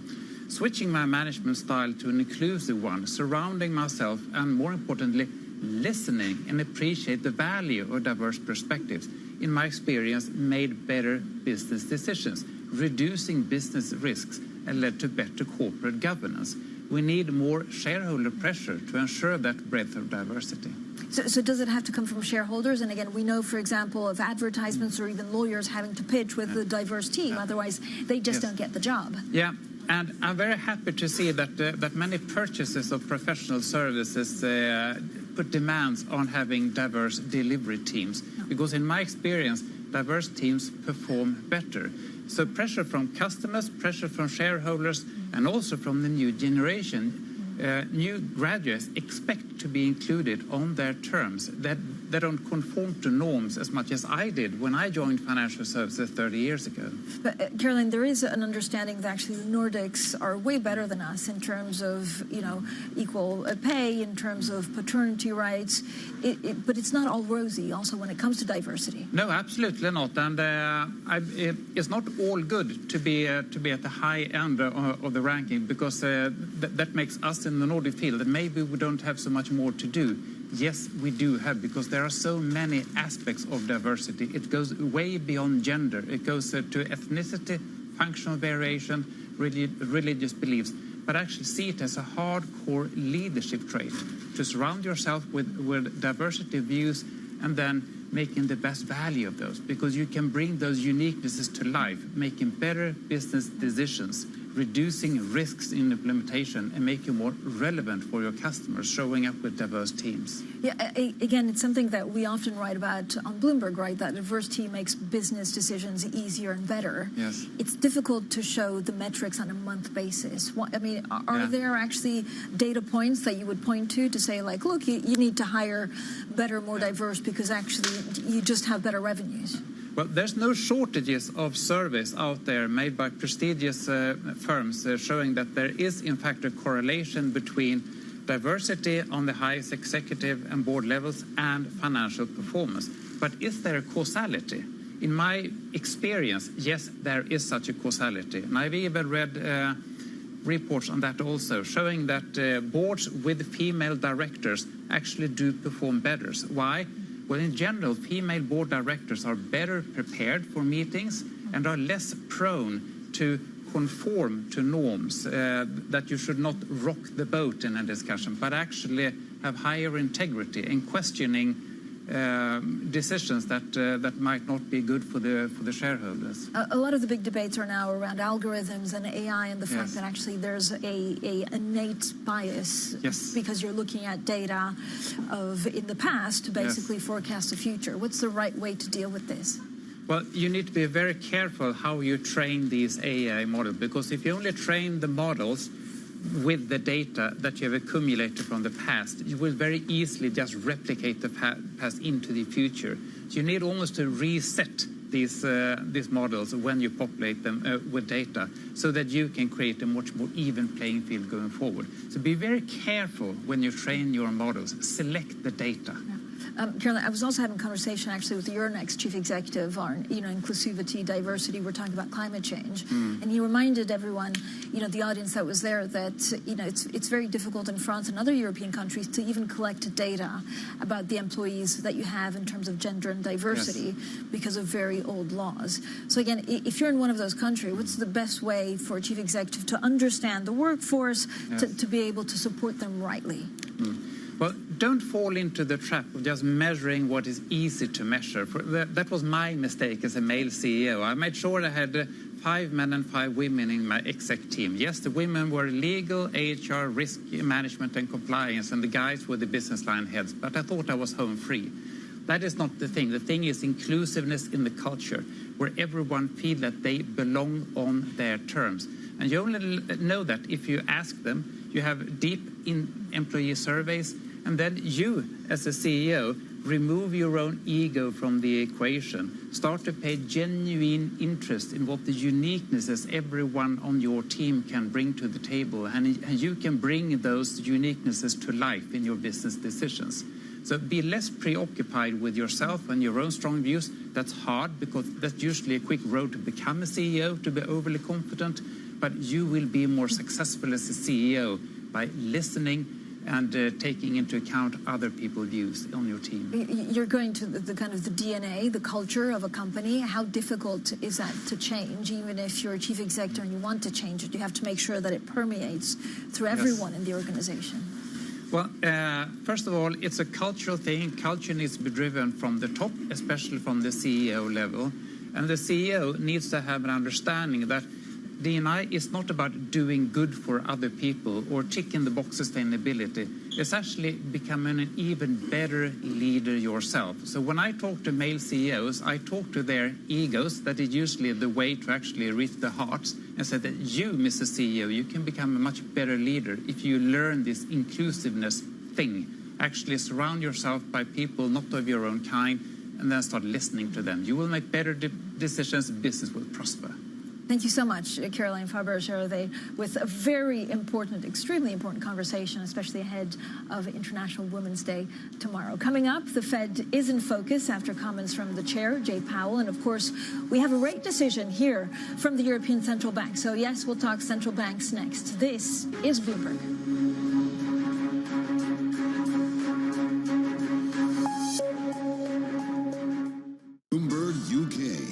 Source for news and analysis covering the biggest challenges facing the UK government, economy, financial services and markets. Tax cuts should not be the priority. It's about a credible plan for growth over the next 2-3 years. In this post-Brexit world, how do you see actually servicing your clients? It was disruptive, and it's going to have implications to how capital raising works. Now we're having the perfect storm in the UK. Watch Francine Lacqua Thursdays at 9:30 a.m. only on Bloomberg, your global business authority.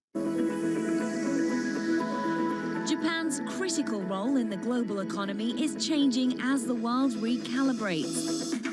After decades of stagnation, Japan's leaders are forging a more innovative and sustainable path forward to revitalize the nation. Corporate giants, policymakers, and pioneers tell us how they're doing just that.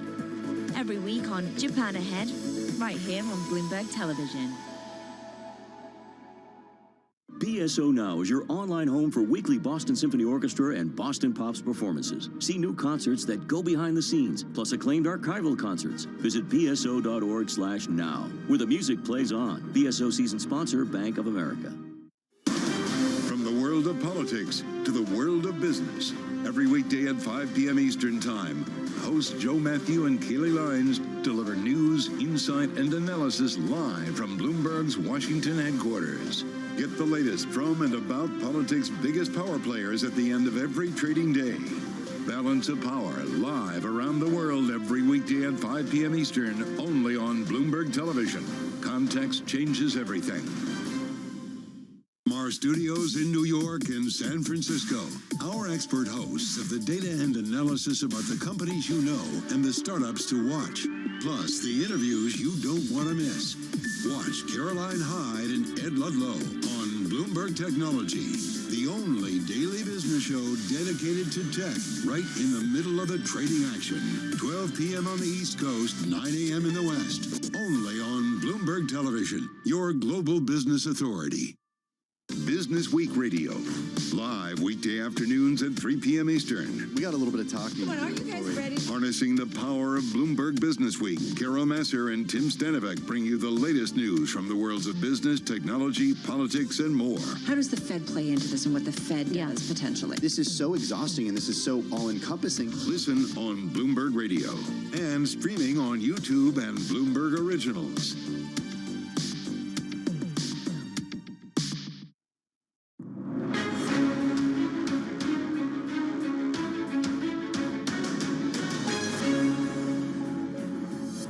So central banks in focus today with the ECB rate decision. And then yesterday, of course, the Fed Chair Jay Powell said he still expects U.S. interest rates to fall this year. He goes into the second day of testimony.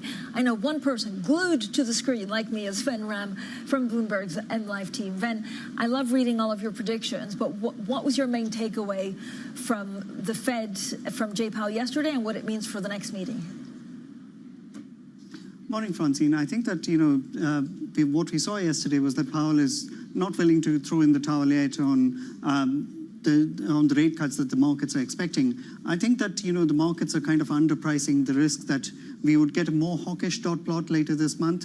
Of course, in December, the Fed unleashed animal spirits by going overly dovish, and we know what that did to all the currencies and all the rates complex. And this time around, I think given the resilience of the economy, given how strong the labor market is, there is very little incentive for them to go out and say, this is an economy that needs immediate accommodation. And what that means is that they will take back one of the rate cuts that they had penciled in. So we are likely to get 2 rate cuts for 2024 rather than the 3 that they had penciled in earlier. And I think that the markets, at least the front-end treasuries, are not priced for that. If the Fed does what I expect it to do, then I think that the 2-year yield will go up by about 25 to 30 basis points from here. We are at 456, so there's plenty of upside from there. BOJ is so exciting, Ven. What can we expect from them? Well, I think that, the markets are increasingly thinking that we'll get a rate hike this month. I don't think that's likely because I think that, what we saw from the BOJ's comments today was that, they're still waiting for that big signal to come from the wage unions, and that is not yet, that won't likely be in place in time for this month's meeting. So I think that April, we may get to see them exit negative rates. Mm-hmm. But what really happens to the yen from there is that the yen is undervalued at current levels. I think there's a 4% undervaluation on those models, and I think that will correct soon. Thank you. Big central bank day.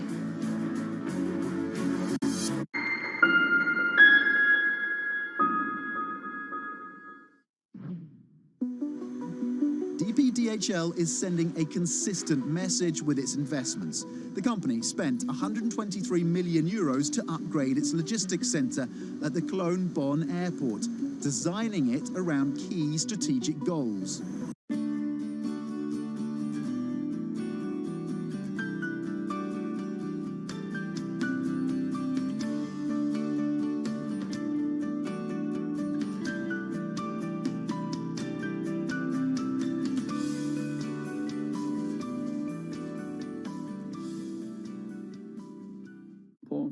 And I'm the inventor of the Gel Razor, and today I'm looking for an angel investor to fund my project, the Gel Razor, whether that's a working concept and working prototype or manufacturing possibilities with investment or to get me a licensing deal secured. If you go in any supermarket today, you will see packets of razors sold separately with tins of mousse or gel. Hence, I developed the all-in-one. The idea is you pressurise the handle, the gel flows through the reservoir up to the head of the razor, coating the blade, ready for shave. My target market is 18 plus, male or female, male blue version, female pink version. What I'm looking for in an investor is someone who's passionate, determined, shares my vision. That's an important step for me, and willing to succeed as I wanted to succeed myself. Patented in the UK in 2021 September. With copyright protection, I have a logo for the gel razor, which you will see on my LinkedIn profile. Currently working with a company in the US who have done me a lovely sell sheet. Big up to them guys. So if you're interested, contact me on LinkedIn profile, Paul J. Gwilt, GWILT, or email me at mufc219@gmail.com.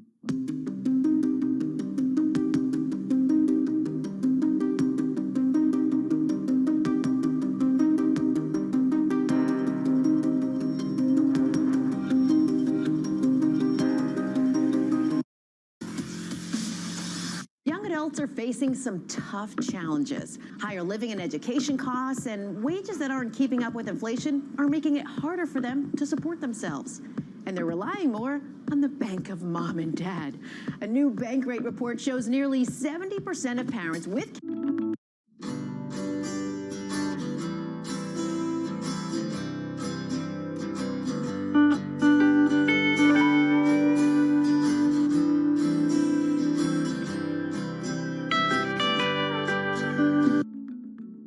Okay, today I'm going to talk about how to succeed with a startup. Obviously, more than can be said here in 20 minutes, but I will do the best I can. The most important thing, the number one lesson we try to teach startups is that the degree to which you're successful approximates the degree to which you build a product that is so good, people spontaneously tell their friends about it.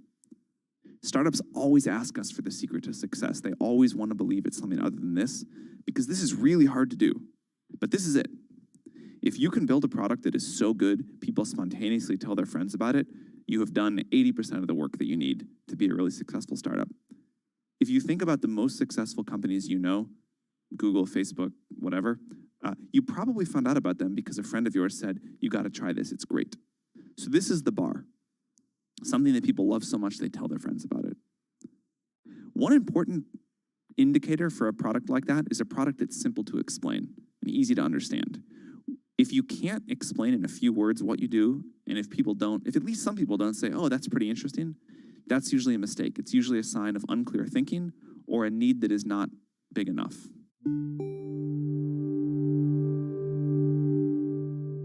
It's the longest streak where we haven't seen a 2% drop in this market in 6 years. Oof. So equities this morning, Danny, as you can see, ever so slightly in the green. Bottom line is Powell did not embolden less than 3 cuts. He didn't throw fuel on the fire of no cuts. And of course, the narrative this morning, let's see, does that shift as well? Commercial real estate is manageable. NYCB at the bottom of your screen. I mean, what a day, down 47%. Then Mnuchin and his buddies came in with $1 billion equity lifeline. What guarantees did they get to deliver that equity lifeline is the question in my mind. We're up 3.76% this morning. Again, there's shifting sands in the banking industry in terms of the amount of capital. We'll talk about that with Charlie Wells in a moment. Keep an eye on Victoria's Secrets. This is a vintage stock from the 90s, which is down over the past 2 days. The guidance on their earnings down another 31% this morning, down 26% yesterday. The guidance on the earnings are $6 billion. And the Nikkei, this is where you're going to take it away, Danny. This is where we flip from euphoria to reality. It's the worst in 6 weeks on the Nikkei, as we see government officials telling the Bank of Japan, basically, don't miss your opportunity to raise rates. And of course, the betting is that wages are hot and that rates will rise. Yeah, and thus we've backed away from the nice, beautiful round 40,000. Now, elsewhere in this market, Manus, It is little drama. Powell sticks to the script. The market says, all right, that's what we expected. No need to adjust anything. Now, we are lower by about 4 basis points over the past 24 hours on your U.S. 10-year. Little change this morning, 4.1%. The dollar, though, it had its worst day so far in 2024. Again, maybe it's because Powell wasn't as hawkish as some expected.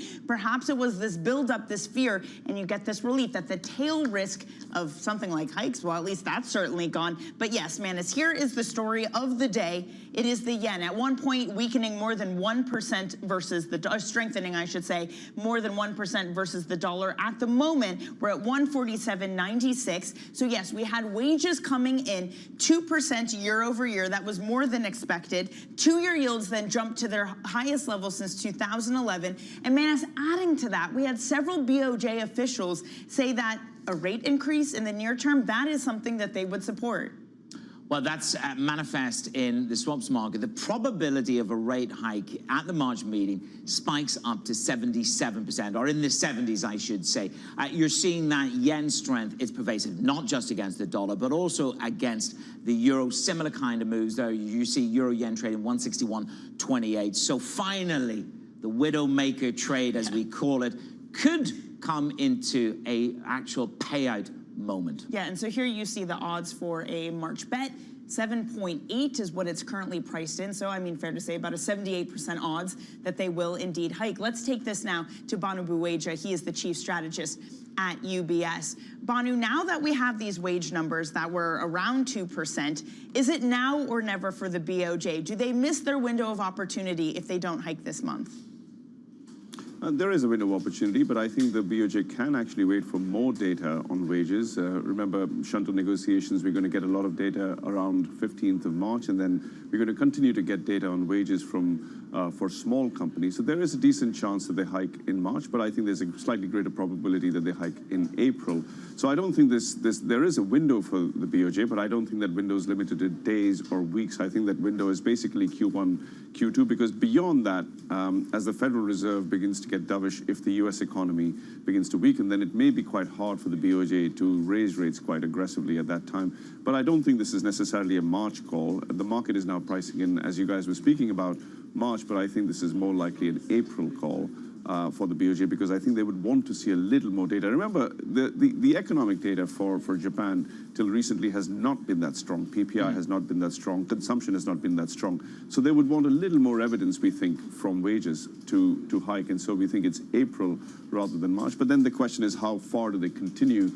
It's not just a move away from NERP to zero interest rates. Do they actually go to 25 basis points, potentially 50 basis points next year? That's going to be the question. And that's where I have to say that these wage numbers are coming slightly on the higher side. So while Japan will see a pretty large decline in inflation through the course of this year, just the headline inflation through the course of this year, what happened to the US last year is going to happen to Japan this year.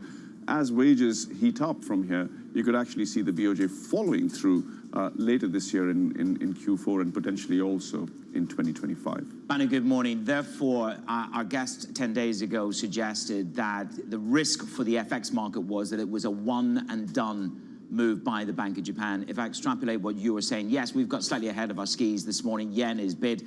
It's a nice run. Everybody wants that. Everybody wants that trade to win, which is a stronger yen. Given what you've just laid out, is it still appropriate then to prepare for a stronger yen? But how should I do that if not in spot? How do you prepare for that?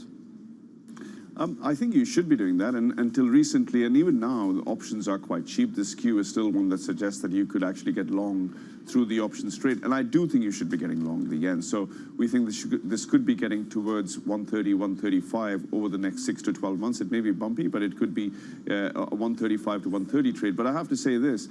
It's not as much a BOJ trade as it is a Fed trade. So it's in spirit, it's a very similar trade to the US 2-year trade, which we think is at a point where you should be receiving, you should be buying bonds in the US, particularly front-end bonds, because the market is now pricing in only 3% or three rate cuts this year. It's gone from pricing in about 7 rate cuts to pricing in only about 3 rate cuts. And we think 3 is probably the bare minimum that the market should be pricing Banu, it's so in. fascinating because we talk about the yen being the widowmaker trade, but bonds have hurt quite a few people in the process. So many people wanted to be long bonds to start this year. And then we had this talk from the Fed, almost backtracking the verbal cut they put into the market along with stronger data. Why do you feel comfortable now at a time when we're having Kashkari, for example, saying that he might shift his dots to 1? You have Bostic saying that it might be 1 and done. How do we know the pain isn't over yet for this bond market? I think some of these Fed officials are reacting to the recent CPI data. Now, the bad news is that the next print for CPI I'm talking about US CPI here. The next print for CPI is also going to be reasonably high. So we're thinking a core inflation number north of 35 basis points month on month. So that will probably mean that the Fed commentary remains quite hawkish. But again, given how much the market has taken out in terms of pricing in the Fed, particularly, also some of the central banks, but particularly for the Fed, I don't see the US 2-year going way above 485. Right now we're talking 460. So I think with a decent stop of about 25 basis points, the other side, the amount that you can gain is about 100 basis points. So I think in risk-reward terms, this is actually a good time to be receiving. The fundamental assumption, the thesis behind that view, is that this increase in prices that we've seen in January and we'll probably see one more print in February is temporary. So the increase in OER is temporary. Wages are likely to come off. The consumer in the US that has been exceptional, particularly in consumption of goods that has been exceptional, that will come down as real disposable income growth comes down. So that's the key thesis. We're pretty confident about that thesis, and that's why we think disinflation will be the name of the game, and we think many Fed officials will change their minds. So given what's already priced, we think that the risk reward is to receive rather than to pay. We don't think there's a renewed surge in inflation. I think the equity market is talking about sort of a no landing scenario where the economy just continues to go much stronger. The ISM goes from 50 to 60. That's kind of what's priced into some of the cyclical stocks, and we disagree with that view. Banu, let's shift a little bit to Europe, because we've got the ECB meeting today. We've run some of the numbers, that's smarter people than me at Bloomberg, have run the nowcast. And if we take the Bloomberg numbers, the nowcast, which can change, I know that on PPI, they suggest that euro area inflation has already eased to sub 2%. Now, this is a live metric. It can change. There's 32 variables. But if you go off this data, they should be cutting, and they should be cutting now. So are we in policy error? Or are you on the side of the, let's say, we need more comfort at the ECB before they begin to cut? I think the ECB will need more comfort. I think the ECB will want to see wages, again, very similar to the Bank of Japan, where the Bank of Japan's wages are coming from a very low level. In ECB's case, the wages were already high, and in fact, they're not coming off as aggressively. So I think of the Fed and ECB, which are being priced very similarly by the market, I think of them as quite different. And the key difference between them is the labor market. The US labor market is going to be, while quite strong today, going to be more flexible, and we think real wages are slowly going to be coming off in the US. Real disposable income growth is slowly going to be coming off, whereas it's going to be more sticky in Europe because real wages had gone down much more in Europe, so there's room for them to come up. And we think that if you look at participation rates, if you look at average hours that are worked by per person, there's still a shortage of labor in Europe, and that's going to mean that wages are going to be sticky. So I think the ECB is going to be a little more careful. So even some of the doves in the ECB are suggesting that they should wait till at least June. So I think the market is appropriately priced for ECB, not so for the Fed. Banu, we have less than a minute here, but I really want to get to this. You say that today's macro environment doesn't support a bull run. I'm sorry, this is a lot to fit in a minute, but can you just explain what you mean by that? Yeah, so today's macro environment, it doesn't support the same bull run as in the 1990s, right? So what I mean by that is, you know, we consider, the markets consider that we're in an AI tipping point, that productivity is going to go much higher or is already much higher, except the data completely disagrees. If you look at productivity growth, is actually quite weak. That might be backward looking, but if you look at CapEx intentions, including from tech, including from intellectual property, software, research and development, all of these numbers remain quite weak. So there isn't the macro data that's telling you, and that's what I mean by the macro environment, which is different, admittedly, from what some of the companies are saying. But the macro data is telling us that there is no sort of AI sort of enhanced productivity right ahead of us, which is what the markets are already pricing, and which is why we're a little bit more careful in making these comparisons with the 1990s. No bubble, but equally we don't have sort of runway for the next 3 to 4 years where the markets continue to rise. 27% annualized gains we saw in the 1990s, not the right comparison. And that's why we bring you in a nice, significant, substantive contrarian trade to the mania that's out there. As you say, the intellectual anchor of the 90s was Greenspan, and we don't have that productivity hike that everybody is raving about. There's a contrarian thought. Banu, great to have you with us. Banu Baweja of UBS. Let's get to some of the other stories trending on your Bloomberg terminal this morning. Chinese regulators are said to be scrutinizing bond buying by smaller banks. This move comes amid concern that they are speculating on the securities rather than lending to boost the economy. Brevin Howard has turned Abu Dhabi into its biggest risk-taking center. Sources say the macro trading investment firm now runs about $10 billion from the Emirates' International Financial Free Zone. That's just under a third of its total assets and more than it manages from New York or London. Donald Trump is challenging Joe Biden to a debate, even though he refused to attend the same forums with his Republican primary rivals. Trump's call for a debate comes as Biden gets set to give the final State of the Union address for this term. Bloomberg has learned that the president plans to ramp up the attacks on Trump's economic agenda during his address. Coming up on the show, New York Community Bank gets an equity injection by none other than Steve Mnuchin's firm, Manus. We're going to discuss that. And Lufthansa looking at a gloomy 2024. More on the numbers ahead from Germany. This is Bloomberg.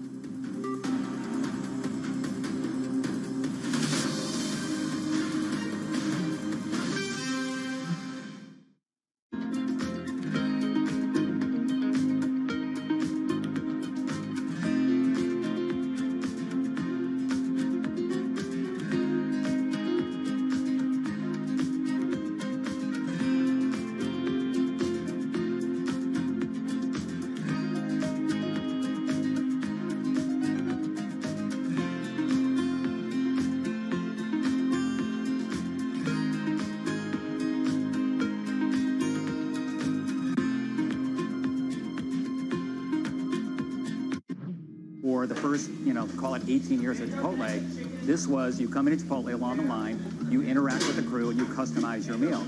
We've got this separate make line, and it's digitized, and so the orders come in, and they're really kind of staged so that if you say at noon, I want to come in at 1 o'clock, we hold that order, and we will send it to the crew like maybe 10 to 1, Right. so it's ready right when you pull up your car.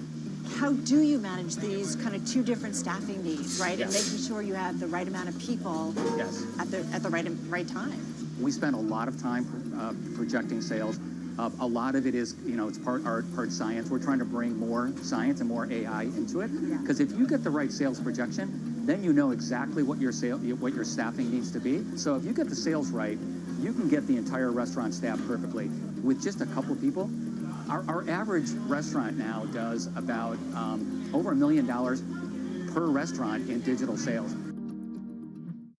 People ask me all the time, what is the key to being a really good investor? And I tell them it's to surround yourself with and work with the best investors you can find. On Bloomberg Wealth, I'm going to take you to meet the greatest investors in the world, the people that I would like to have managing my money. Today, I would say perhaps only second to AI right now, which is AI has got so much going on that folks are so excited about it. Climate tech is the hottest area to be in.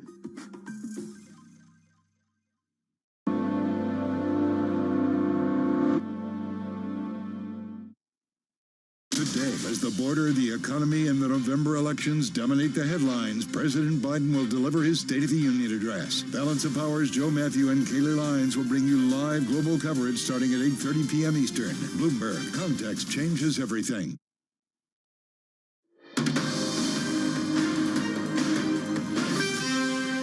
It's Bloomberg Brief. I'm Manus Cranny alongside Danny Berger in New York. Well, the Wall Street banks are on the cusp of a sweeping regulatory victory.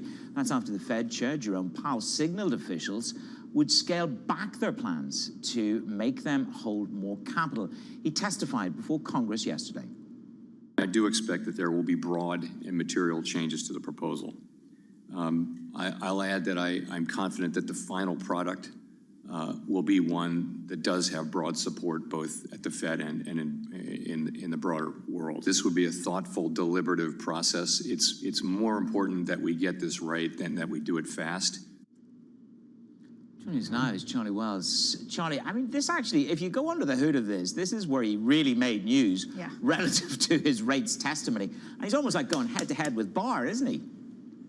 Yeah, Manus, he really has. I mean, it's highly unusual for the Fed chair to weigh in on any sort of regulatory issue. This is the sort of thing that the vice chair for supervision, Michael Barr, who really has been the face of this final stage of the Basel III endgame and has really been advocating it for. So this really surprised not just Wall Street, but also K Street, because there has been such an intense lobbying machine against these rules. Banks, as you'll remember, were in the Senate in December and they railed against it. The industry actually has even been running ads during NFL games trying to explain to the American consumer that rules like these could increase the costs for just about everything. Now, of course, advocates have said that these rules, this increase in capital, is necessary to prevent certain crises that we saw, from the financial crisis to that regional banking crisis, but they were disheartened yesterday because it looks like, at least at this point, industry has won.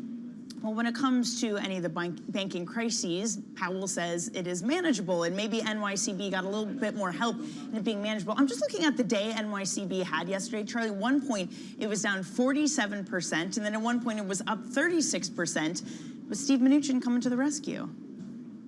Yeah, look, I mean, you saw that share price kind of like skirt upwards. You know, first it was at, I think, $1.70, and then ended the day on $3.46. And the news here is that former Secretary of the Treasury, Steve Mnuchin, is leading a group of investors that are bringing over $1 billion in equity to NYCB, which of course has had a crisis of confidence over the past few months. And what one analyst told us is that what fixes a crisis of confidence is capital. And they certainly got a lot of capital, but they also get a change of management. So we know that NYCB is going to have a new CEO, that is Joseph Otting. And what's striking about that Mnuchin-Otting pair-up is that they've done this before. They've done this banking turnaround before. In the wake of the financial crisis, they teamed up on IndyMac. That was a failed mortgage lender that Stephen Mnuchin, again, led a team of investors there, brought on Otting, who was the former comptroller during the Trump administration, and they turned that bank around and they ended up selling it at double the price that they bought it for. So what everybody knows is that people love a sequel, and certainly investors will be hoping for that in this case. It certainly is a rerun. Of course, Mnuchin was in Miami last week at the venue where I was, which was with the PIF, who are part of this deal. There you go. Interesting times.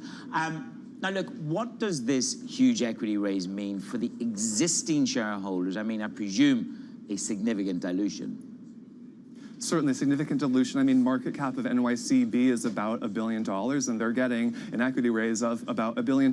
So we can do the math on that. But I mean, look, the fact that NYCB had to do an equity raise indicates that, you know, this was maybe one of the only options that they had to raise this amount of money. And I mean, when you think about what they're going to get, they do get this experienced management team. They get to live another day and potentially ride the wave here. I mean, when you think about the share price, you know, as I said, 170 yesterday, ended the day at 3.46. But flash back to last year, share price of NYCB was well above $13. So there are billions of dollars at stake here, and that must be why the former Secretary of the Treasury is leading this group of investors into this bank. Well, let's hope we finally get some calm after this. Charlie, thank you very much. Charlie Wells there on NYCB. All right, Manus, a quick check on the yen and the yen pairs, because this is where the excitement is today. It is hotter wages that came in from data and BOJ officials saying maybe now it's closer to the time to hike rates. Dollar yen goes through 148. It's stronger by about 1%. Interesting. We just had a conversation with UBS Bano Baveja, who said that, yes, you should still seek to go long yen.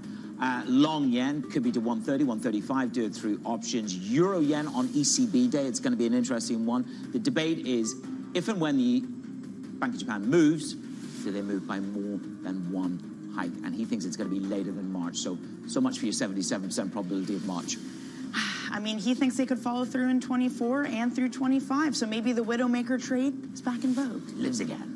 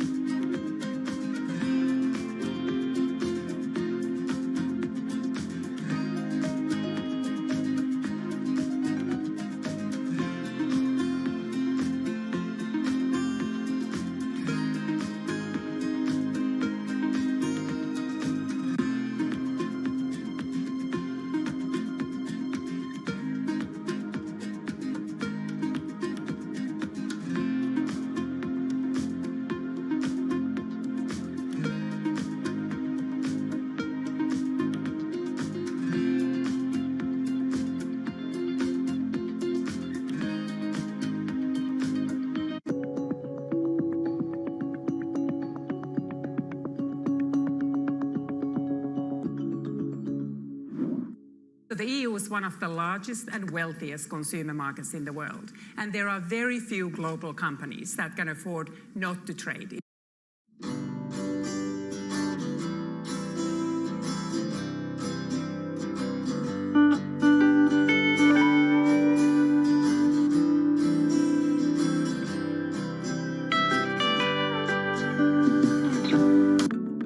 Another thing that startups need to look for is a market that is either started to undergo or is soon going to undergo exponential growth. I think this is actually related to one of the biggest mistakes investors make when evaluating startups. Investors always say, well, what's your growth rate? We care about the growth rate. Investors will forgive smallish revenue today if it's growing quickly. For some reason, people don't think about markets this way. But if you think about the most important startups, they are the ones that I start in small markets that are growing very, very quickly. 11 years ago, the market for iPhone apps was $0. It's now huge. And I think if you only think about the TAM today, you'll make a big mistake. What you really want to do is identify a market that's going to grow every year and be able to ride that up elevator. Carol Masser and Tim Stanivek bring you the latest news from the worlds of business, technology, politics, and more. How does the Fed play into this and what the Fed does potentially? This is so exhausting and this is so all-encompassing. Listen on Bloomberg Radio and streaming on YouTube and Bloomberg Originals.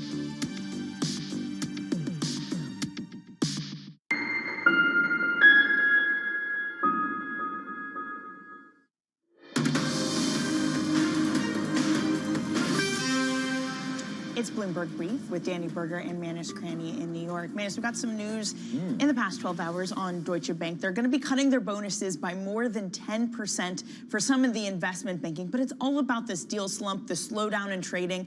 We've seen that pain throughout Europe. I mean, last year was the first year where deal makers didn't hit the $3 trillion mark in 10 years. So 2023 was a tough year, and bonuses are now reflecting that. Yeah, I mean, this year should start off a little bit better. Right.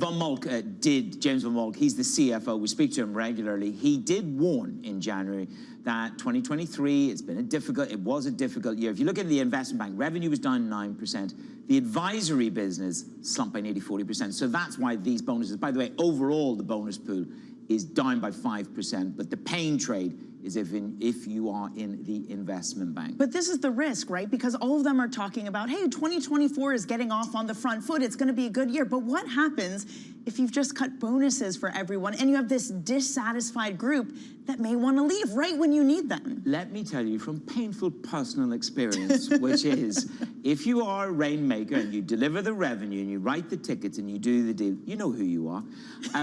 You get a significant options overlay. You also get significant retention bonuses. They keep who they want. Right. This is a brutal sport. Yeah, if you're one of those people getting a goose egg at Barclays, maybe I never got goosed. That's good. I never I'm happy got for you, goosed. Manus. You don't deserve to get goosed. No, I will say this actually. Cantors were probably the most aggressive place to work.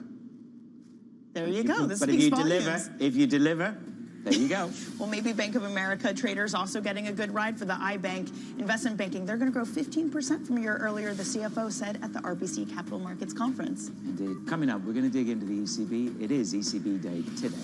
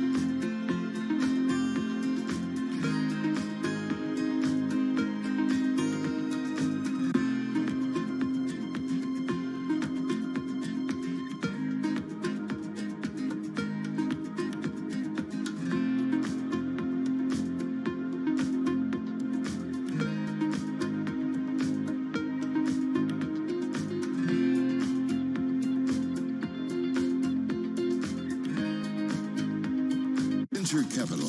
It's been volatile.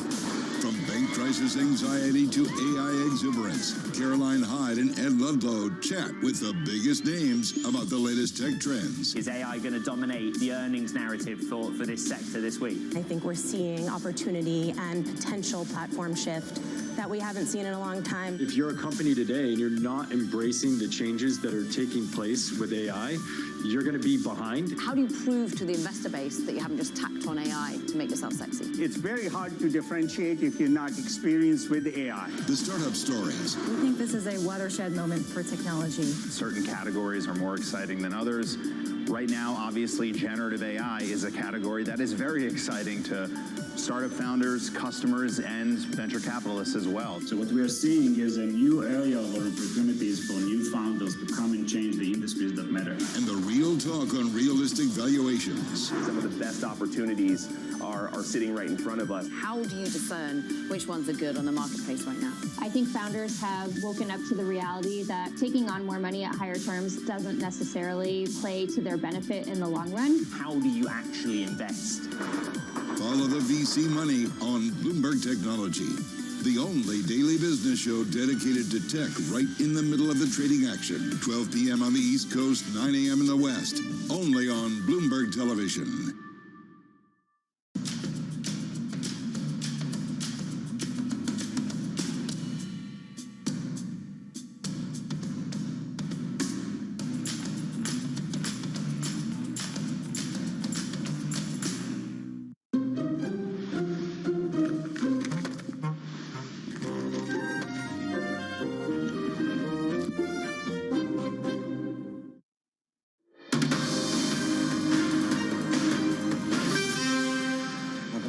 Brief. I'm Manish Krani in New York. And I'm Danny Berger. Here's what you need to know.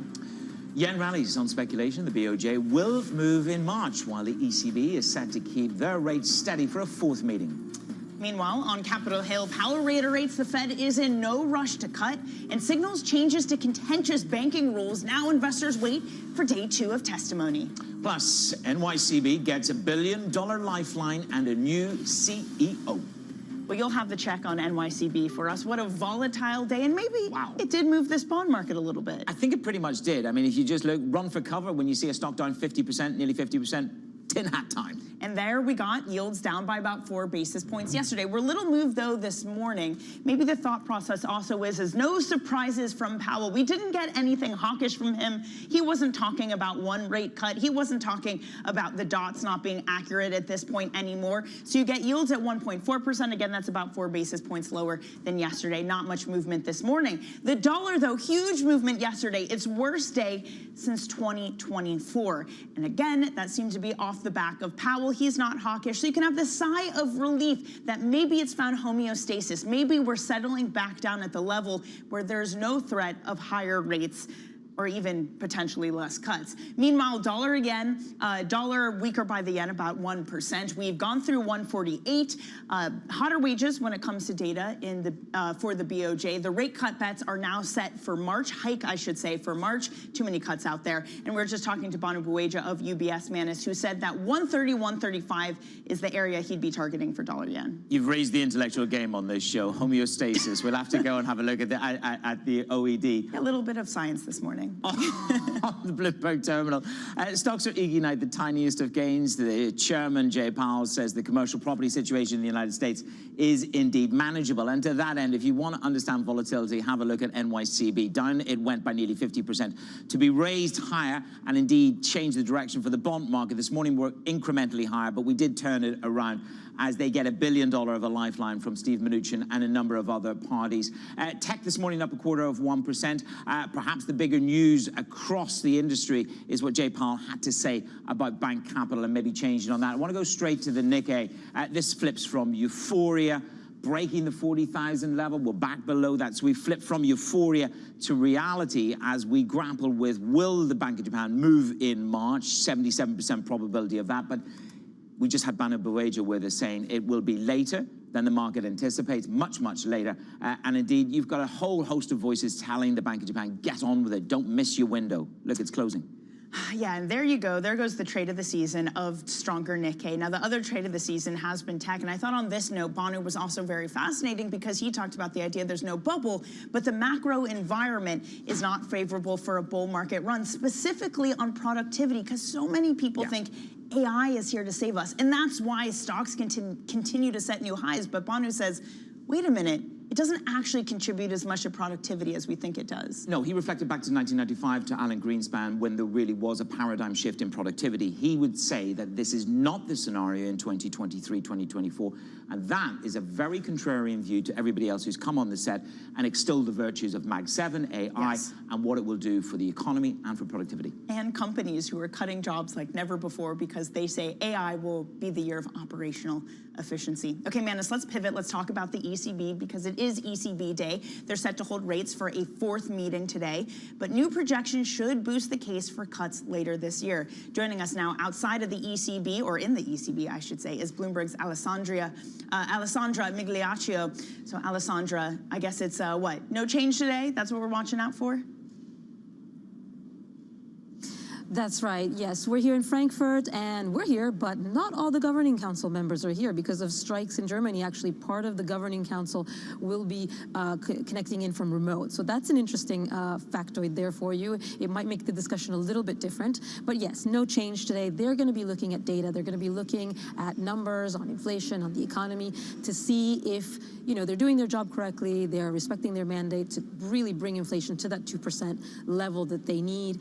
And we know the ECB tends to err on the side of caution, so we pretty much think that the market is betting basically that they won't cut until June. But we'll be watching for any signs from Madame Lagarde to see if she thinks that maybe, you know, things are looking up and if the data is positive enough that they can start to really think about making that move, lowering those interest rates. And they'll be keeping a close eye on what the Federal Reserve does as well. We're also going to get economic forecasts at this meeting. So how are they going to play into the ECB's decision-making going forward?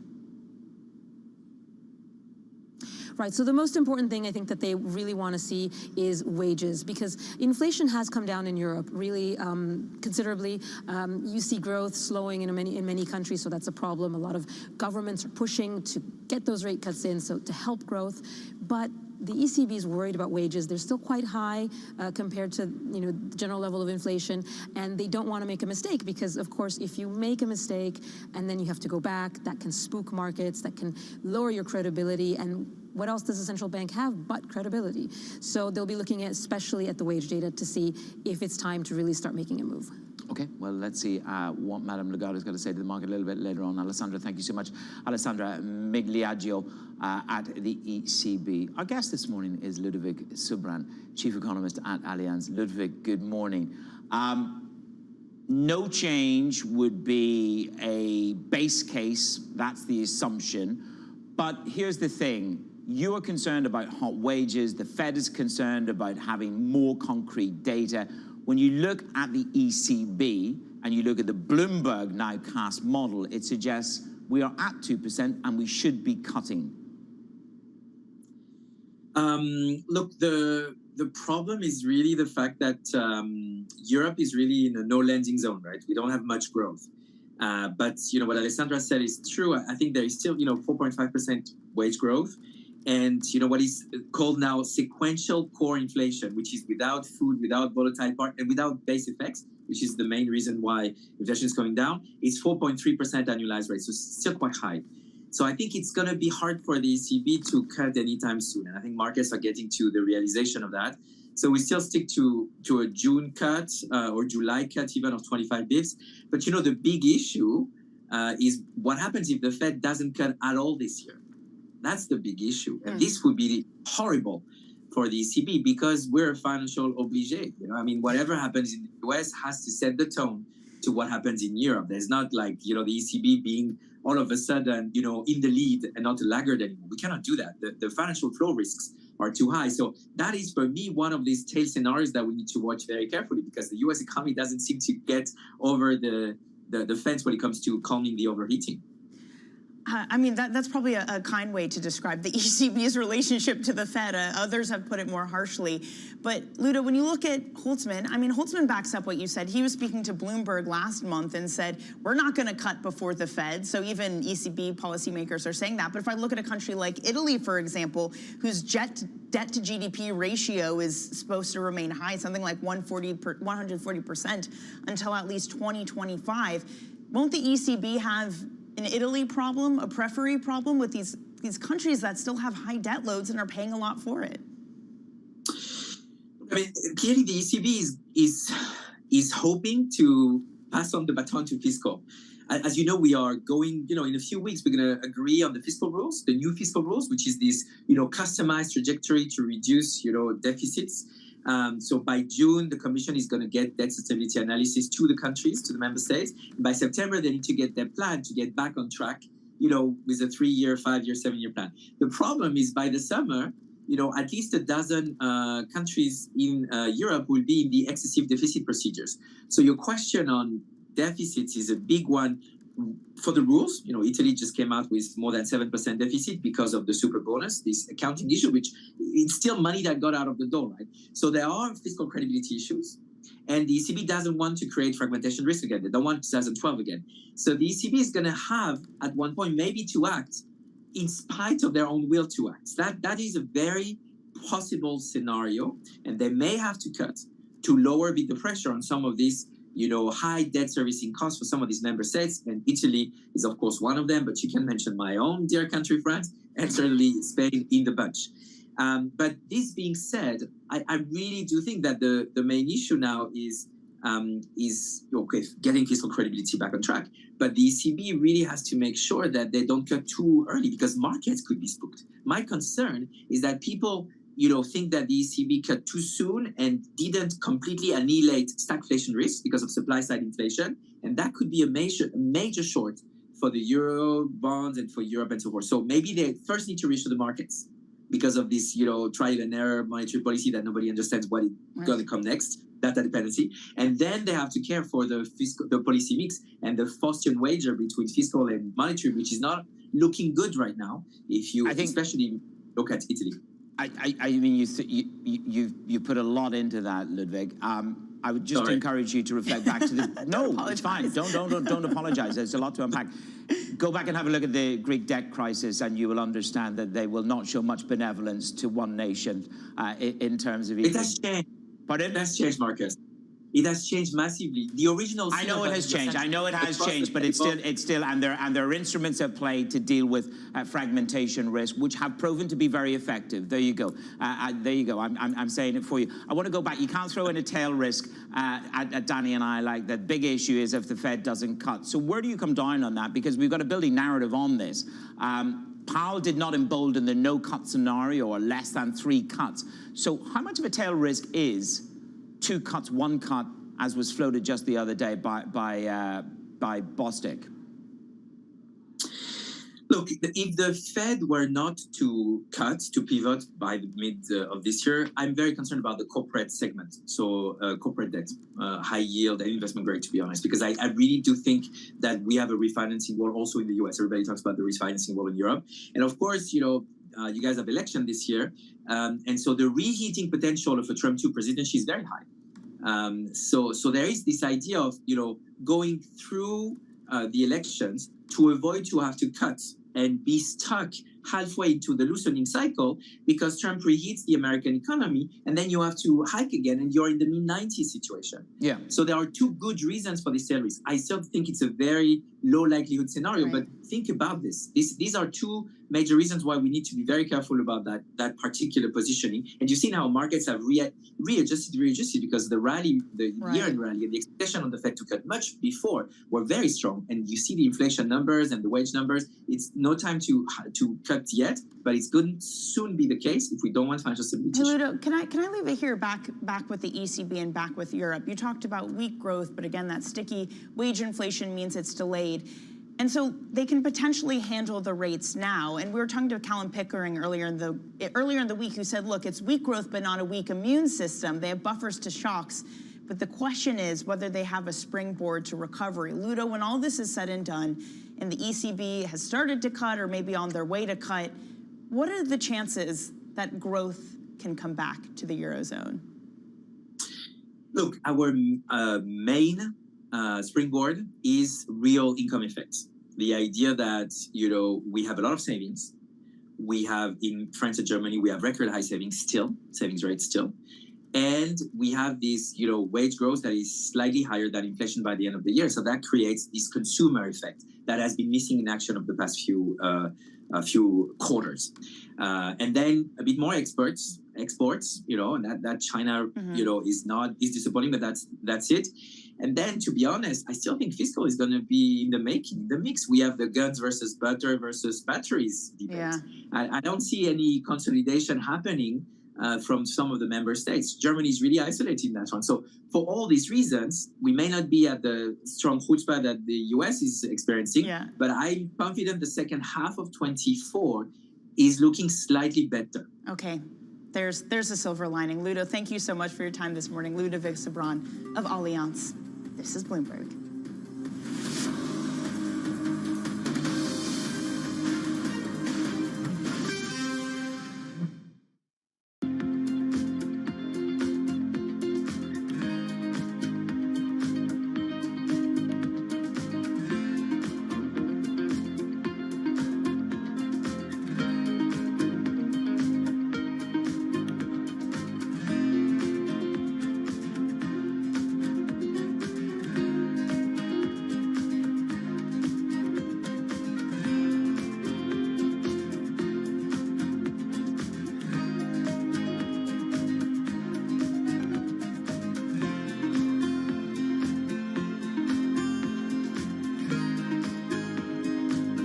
Studios in New York and San Francisco. Our expert hosts have the data and analysis about the companies you know and the startups to watch. Plus, the interviews you don't want to miss. Watch Caroline Hyde and Ed Ludlow on Bloomberg Technology, the only daily business show dedicated to tech, right in the middle of the trading action. 12 p.m. on the East Coast, 9 a.m. in the West. Only on Bloomberg Television, your global business authority. Sports and money, they've always gone together. But never before have sports been so massively influential and as lucrative as they are today. NFL, NBA, none of them were what they are today when they were born. There's leagues that are being thought of and built every day. New teams, new leagues, new business models, even entirely new sports. I never in a million years would have thought this is what my life would be like. We set out to find what's happening and what's about to happen at the nexus of business, sports, and culture. Getting involved from a business perspective was something that was very natural and an easy transition for me. From the pickleball courts of Arizona, to the kabaddi tournaments in India, to the cornhole boards at your local tailgate. This is what's next in sports.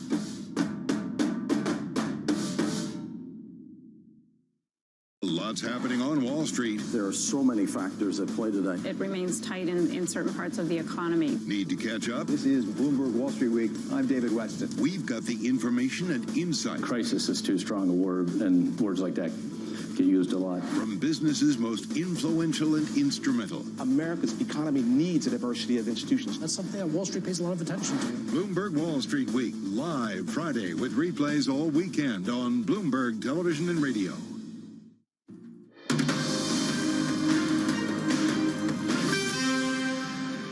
The strike, so-called warning strike of 60 hours is called, that doesn't reflect what you're just saying, that there's just a small, compromise to be found. I think we are in a fundamental situation that we need to stay competitive. We're obviously offering our staff already for last year twice as many salary increases as the average in Germany. Put on top of that the variable payments from the record profits, which we are partly giving to our staff. I think that shows that we are responsible towards the future of the company on the one hand, and making sure that the best stay with us, because that's what premium and aviation is all about. Lufthansa CEO speaking to Bloomberg's Oliver Crook just moments ago.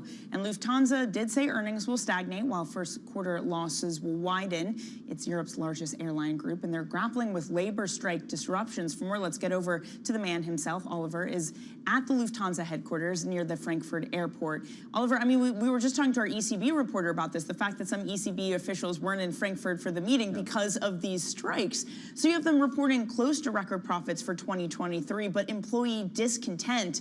So what's the disconnect? Yeah, completely, Danny. I mean, listen, today was supposed to be a day about shareholders and, their earnings out and, reinstating the dividend, first paid out since 2019. But really, it's been completely eclipsed by these massive strikes. 2 days of them. We're talking about literally hundreds of thousands of people who cannot get to where they need to be. We were in the departures lounge earlier, just literally watching the board behind us wipe clean because all of the flights got canceled. And this is the biggest airport in Germany. This is the biggest hub for Lufthansa. So this is really a major issue. And you heard there from the CEO. I also spoke to the main union negotiator at the airport a little bit earlier. So there's really some disagreement, and they both are saying basically no one is coming to the table with a reasonable proposition. And really, this is something that needs to be sorted out before the summer when things get really serious in terms of travel. And as you say, this has also become at the heart of the ECB story. Yes, because people can't get to the meeting, but it tells you also we're not done with wage negotiations. There's going to be an inflationary tailwind to that. And this strike is going to cost them 100 million euros. I'm drawn to the line. Well done on the interview. It was a great conversation. In terms of the ramifications for the freight business, the outlook, how do they balance this business? We've got trade disruptions in the Middle East. That's playing out in the freight again, as we saw during the pandemic. Take us through the outlook. Yeah, so after the pandemic, so when I spoke to Carsten Spohr a year ago, it was all about the premium customer and cargo that was doing the heavy lifting. What has changed since then? Now cargo is down, down, down. It is not doing it. It is one of the very dark spots in the business. So too is the business traveler, which has just never bounced back, basically post-pandemic. However, what I thought was very interesting, and maybe this is thanks to you, Manus, is because the premium leisure traveler, that is very much intact. And they're saying that is where most of their investment is going to go this year. In fact, Manus, you'll like this. He said that the premium traveler is the raison d'etre for Lufthansa going into this year. So that's you, Manus. So listen, they're still trying to get those passenger numbers up to 95% pre-pandemic. They're targeting 94%. Last year, they had about 83% of pre-pandemic levels. But again, they gave a sort of more muted outlook, I think, than many suggested, only because there's a lot of unknowns, and cost is going to be a big part of that. I'd just like to say that when I upgrade, it is on miles, and I want everybody to know that when I traveled economy, it was you that booked me in it. Oh, I was going to say, Oliver seems like he knows your travel habits well, so that checks out. Danny's the lady that travels in style on this show. Oliver, great work with the CEO. We will see you soon. I hope that you're not trapped in Frankfurt for too long. Oliver Crook on the ground chasing the Lufthansa story in Frankfurt. Over in the Red Sea, we have Houthi missile attacks killing 3 ship workers on Wednesday. That's according to a statement from the vessel's owner. And this marks the first confirmed deaths of crew members since the Houthis began their attacks in the region in November. Ros Matheson is with us. Ros, what else can be done to rein in the Houthis at this stage?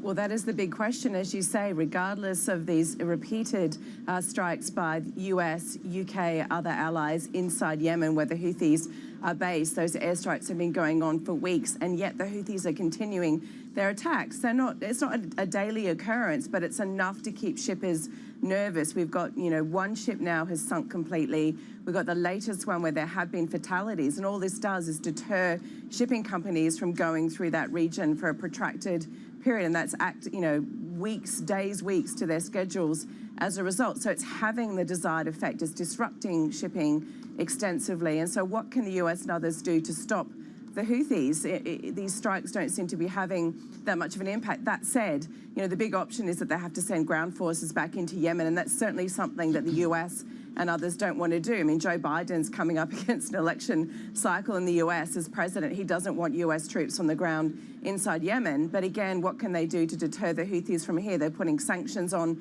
some officials. That doesn't seem to have an effect either. So really, to some extent, the ability of the US to affect an outcome here is quite limited.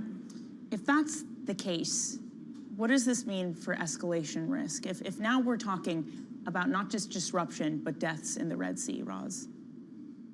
Well, again, the US and others are very cautious about being drawn militarily directly in. Even Iran, of course, who backs the Houthis, who backs Hamas and other entities in the region, they seem to be very cautious about this spiraling into a broader conflict in the region. And that risk does seem to have faded a little bit. But the economic turmoil from this is going to be very long-lasting to trade and so on. And you can see again from the sailors who were on this ship who were killed. They're from the Philippines, they're from Vietnam. This is global shipping. This is not just regional container ships passing through. This is having a wide effect on supply chains all the way around the globe.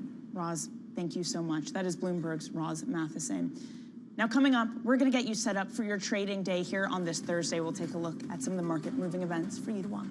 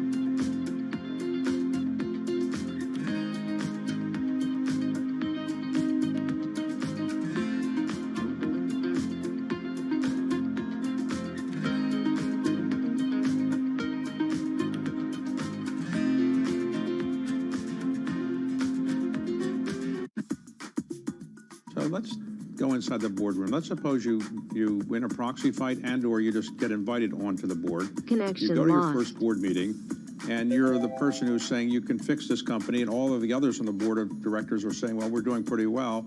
How do you get received when you start saying, here's what I wanted you to do? Well, first of all, we don't bring that to the boardroom. Our time is spent with the CEO, the chairman, the CFO, and share our plans with them outside the boardroom. We try never to solve an issue in a boardroom. Okay, it's always best done the day before, the week before, outside that room. We wouldn't be there if they really were doing well. So it's really hard for them to straight face and tell us we're doing well. And we present them with the plan. From our studios in New York and San Francisco, our expert hosts have the data and analysis about the companies you know and the startups to watch, plus the interviews you don't want to miss. Watch Caroline Hyde and Ed Ludlow on Bloomberg Technology, the only daily business show dedicated to tech, right in the middle of the trading action. 11 a.m. on the East Coast, 8 a.m. in the West, only on Bloomberg Television. Context changes everything.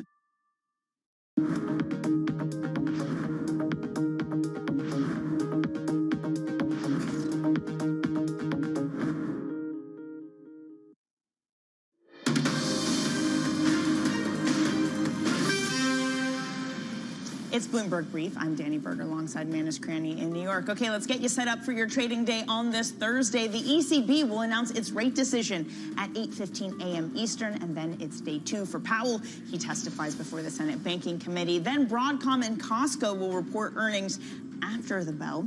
And then President Biden delivers the State of the Union tonight. Bloomberg, of course, will have special coverage starting at 8:30 p.m. Eastern, Manus, where he's likely to talk about tax hikes for the wealthy and for corporations, trying to really essentially pitch a second term. Indeed, let's see how that State of the Union goes. Broadcom, the poor man's NVIDIA. NVIDIA bid this morning up 1.85%. Some of the other macro movers for you, of course, NYCB. What a turbulent day yesterday. They raised $1 billion, led by Mnuchin's firm. So that's their saving grace. I mean, down 49% yesterday and managing to turn it around in late trade. Victoria's Secret's down 29% now. Profits, Secret, you're seeing sinking profit there, trailing the estimates. As I say, NVIDIA is bid. Danny. Meanwhile, yen, that has certainly bid this morning, up 1% versus the dollar. Banu Buweja says that you should look for it to go to 130 to 135. More yen coverage to come. Surveillance, that's up ahead.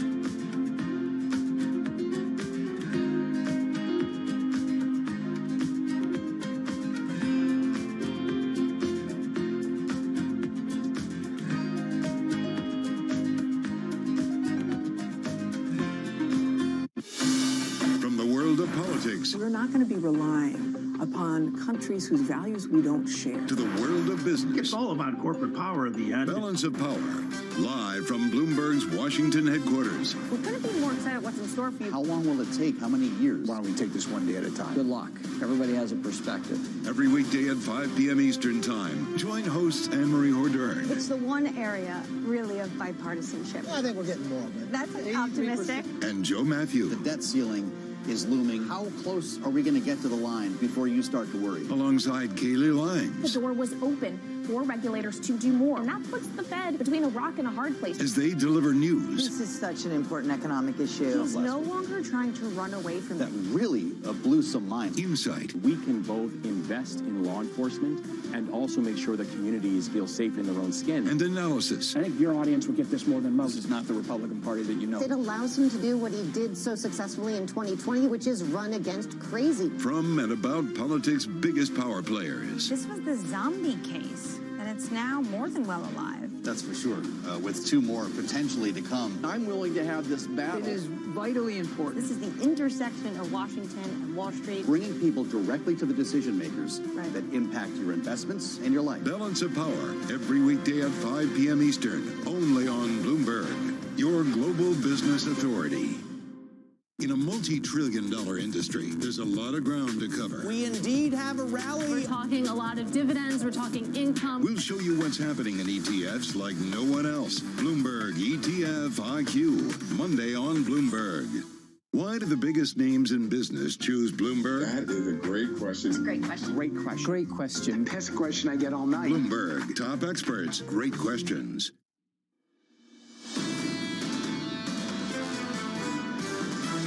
This is a very different Fed cycle because it's a recalibration of policy. This is a Fed just sort of right-sizing policy, given the fact that inflation has slowed. What measures are they willing to tackle from a fiscal perspective without, again, upsetting this economy, which remains still strong? Essentially, what we've discovered is that there's an underlying resilience that just can't be ignored. I think they want to cut rates, but I don't think they're in a rush to do it. And I don't think the economy is going to give them the excuse to do it. This is Bloomberg Surveillance with Jonathan Farrell, Lisa Abramowitz, and Anne-Marie Hordern.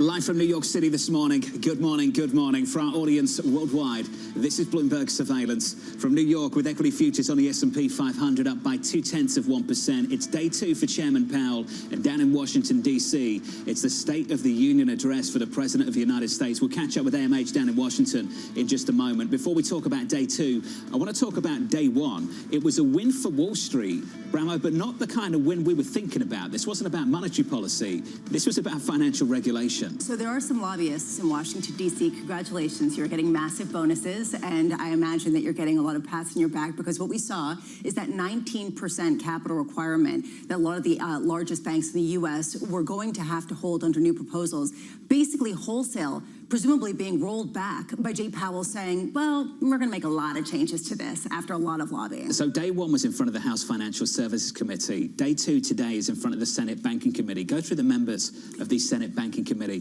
The senator from Massachusetts, Elizabeth Warren. Yeah. I imagine Senator Warren has got some follow-up questions about what was said yesterday. I imagine she's not going to be particularly happy at a time when people are looking for the potential of too big to fail, consolidation of power. JP Morgan shares at another all-time high. I mean, just surging, even though we still see the turmoil at New York Community Bank ongoing. Here's the issue. Has it become unduly punitive for these banks? And how do you create a scenario where there just isn't a gravitational force to them in every which way at a time when the smaller banks are facing a whole host of headwinds that are much different from the big ones? You mentioned all-time highs. So all-time high for JP Morgan Monday, record Tuesday, record again on Wednesday. If you want some price action, NYCB, I just want to give you the high and the low on New York Community Bank. At the lows, we were down 47% in yesterday's session. At the highs, we were up 37%. We were facing real existential risk-type stuff. We've got a new CEO, again, I think a week since the last time we got a new CEO. And this time we've received an equity investment from former Treasury Secretary Steve Mnuchin. This is an amazing story to me. First of all, we should note that the fluctuations come with a share price of $3.46 at the close. So trading kind of like a penny stock. Steven Mnuchin, though, he is trying to reprise his reputation after some real questions before the mortgage crisis with his involvement in a couple of small banks. It raises a lot of questions. How is he going to deal with the whole rent-controlled buildings where basically any investment you put in, you can't pass along to the renters because there are certain rules prohibiting that? How do you extract value after years and years of basically becoming you're accused of having some more punitive practices? With great difficulty. In the pre-market, at least, we're positive again by 4%. Should we talk about monetary policy? Please. I think we can do that briefly. The door's wide open to strike a hawkish tone. Data's been really strong to start 2024. Data that he did not have at the last Fed meeting in the news conference at the end of January. He didn't walk through it. How much signal is in that? He's not concerned about financial conditions. He indicated that in the December press conference, and that, frankly, is what this message is, and it's loud and clear. And so it's basically signaling, you guys can keep going. The drip feed of labour market data continues this morning. We'll get jobless claims in about 2 hours and 30 minutes' time before the big one tomorrow is payrolls Friday. Here's the equity market for you on the S&P 500. Equity futures shaping up as follows. We are positive by 0.2%. Yields are going nowhere on a 10-year, 410 on a 10-year this morning. In the FX market, ECB decision a little bit later. The euro treading water, 108.96. Coming up this hour, Sharon Ballard, Goldman Sachs, as Fed Chair Jay Powell sticks to script on Capitol Hill. Mohammed Yunus of Gallup as President Biden prepares to deliver his State of the Union address, and Dan Ives of Wedbush as Tesla and Apple look less than magnificent. We begin with our top story. Chairman Powell giving a boost to stocks, sticking to script on Capitol Hill. Sharon Ballard, Goldman Sachs, looking for the rally to broaden out, saying this: typically, after a narrow market rally, the rest of the market tends to catch up, with a handful of stocks that have led the rally. Which sectors have been catching up? It's cyclicals, ex-technology. They've outperformed defensives by 8% over the past 3 months in Europe and 5% in the US. To discuss, I'm pleased to say that Sharon is with us right now. Sharon, an equity market yesterday that rallied even with Google, Tesla, Apple lower at the close. What's the signal in that? Yeah, I mean, you've had all these fantastic big cap tech stocks which have delivered great earnings in many cases, to be fair, do just so incredibly well. Their valuations have gone up, the market's become very concentrated. So I think you're getting a little bit of this broadening out that you mentioned. The information in it is just that there is still quite a lot of cash out there looking to invest in equity, but of course these Magnificent Seven stocks are already a big share of the market and people want to diversify a bit. Sharon, I'm struck by the fact that people say this rally is not hinged on some idea of rate cuts. And then when the prospect of rate cuts escalates, the rally continues. Which is it? Do rate cuts matter to keep this rally going, or don't they? I think, so honestly, I think the rally at the end of last year, that was somewhat driven by rate cut expectations, inflation coming down, etc. So far this year, clearly not, because if anything, people have pushed out their view, including ourselves, of when the Fed is likely to first cut rates, and other central banks too. I think it's been the activity data in the US has been good, and of course the earnings of US companies has been good. So I think it's driven by both those things, and more recently, probably more activity. So are you saying that this rally could continue, even if we get no rate cuts this year, and we basically get an ongoing strength that we've seen so far in the data? And I want to ask this before we get into some of the composition, because ultimately, this has sort of fueled a lot of the optimism, this idea that it can continue, even with no rate cuts potentially, as Torsten Slok of Apollo has said. Yeah, I don't think it would continue if you got no rate cuts, unless the economy was absolutely stellar. And I think we're expecting the Fed to start cutting from the middle of this year, really from June. Same for the ECB, same for the Bank of England. I think it would be a big disappointment to markets if that was pushed out further. So yeah, there's a limit to this. I feel that ultimately interest rates, they're seen as relatively tight at the moment, quite restrictive, and that ultimately they need to come down in order to justify some of this rally that we've had since October last year. So no, I don't think you would get a really strong rally without some relief on rates this year. But of course there's a balance, to the extent that it's just phenomenally good growth, let's say.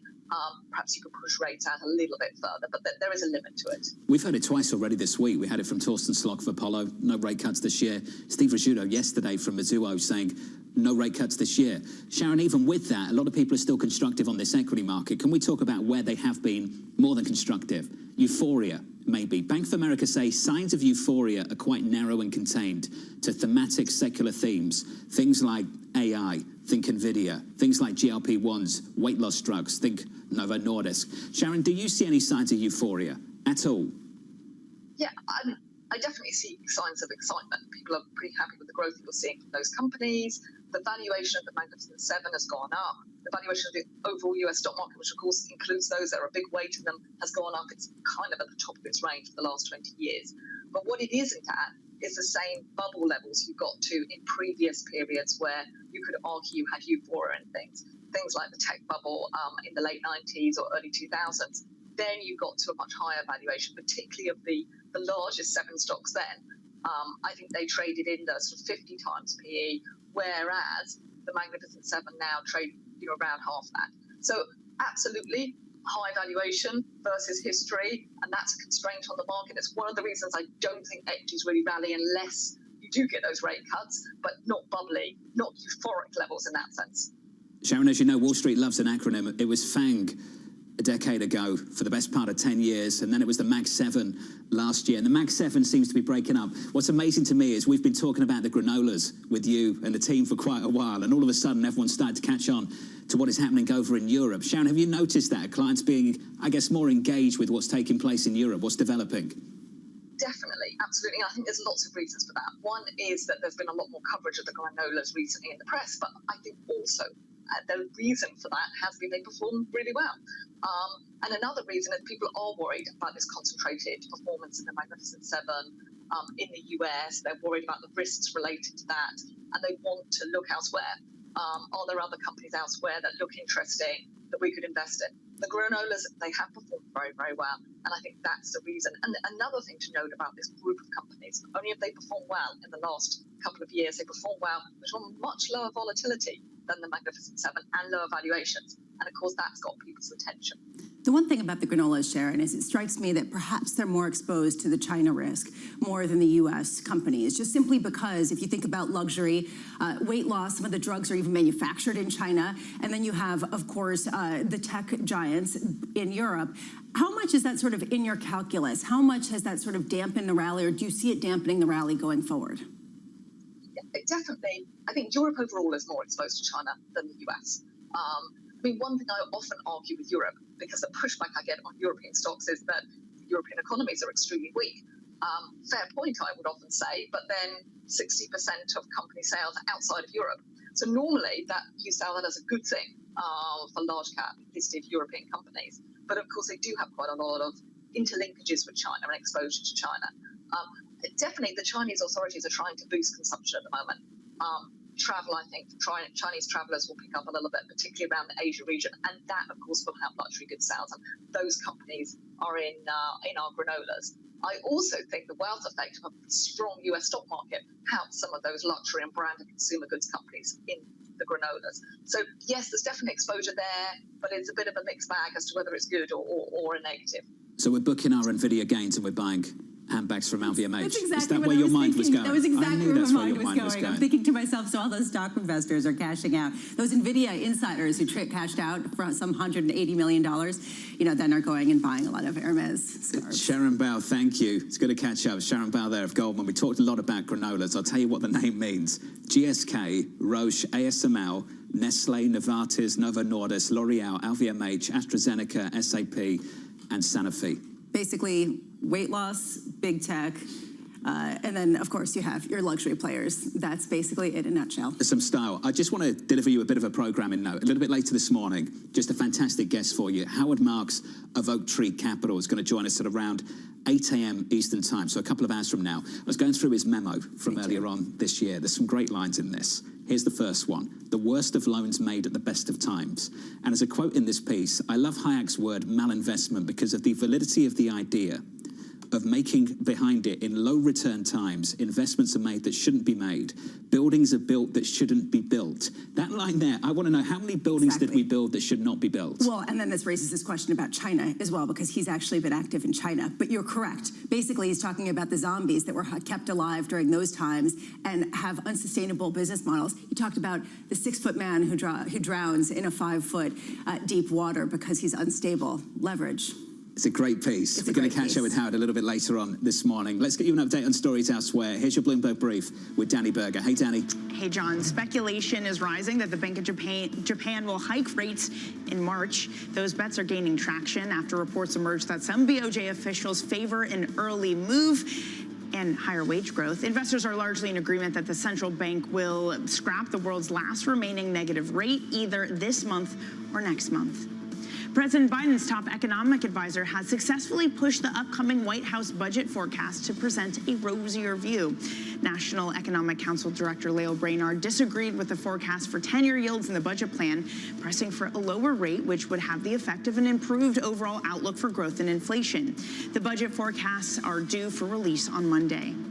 Shares of Novo Nordisk gaining after the Danish drug maker released promising data on an experimental daily weight loss pill. The company says a new treatment helped patients shed 13% of their weight over 12 weeks of use.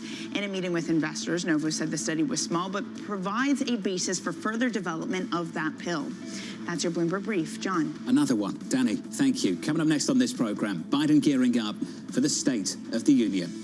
We're not going to be moved into being threatened to default on the debt if we don't respond. I stand here tonight after we've created, with the help of many people in this room, 12 million new jobs. More jobs created in 2 years than any president's created in 4 years. Catching up with AMH up next on the program, live from New York. This is Bloomberg.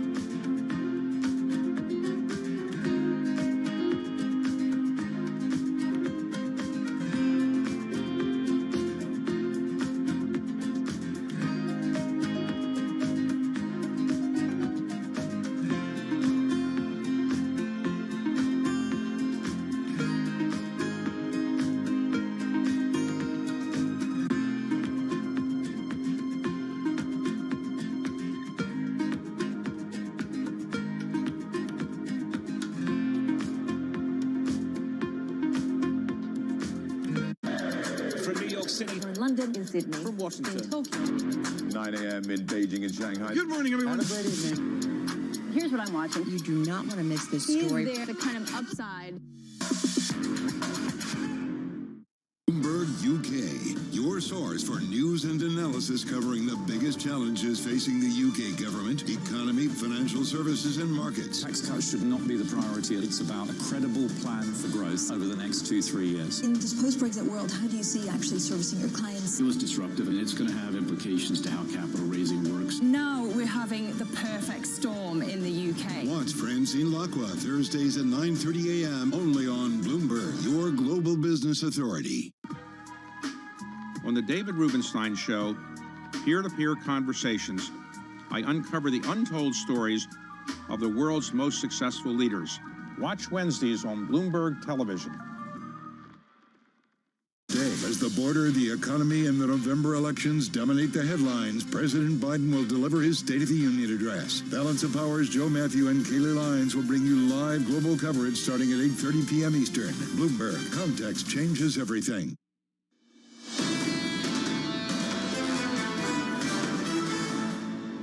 Live from New York, Chairman Powell Day 2 coming right up. Equity futures on the S&P positive by 0.2%. Yields just about unchanged, 410 on a 10-year. Under surveillance this morning, Biden gearing up for the State of the Union. We're not going to be moved into being threatened to default on the debt if we don't respond. Some of my Republican friends want to take the economy hostage. I get it, unless I agree to their economic plans. I stand here tonight after we've created, with the help of many people in this room, 12 million new jobs, more jobs created in 2 years than any president's created in 4 years. Make no mistake about it.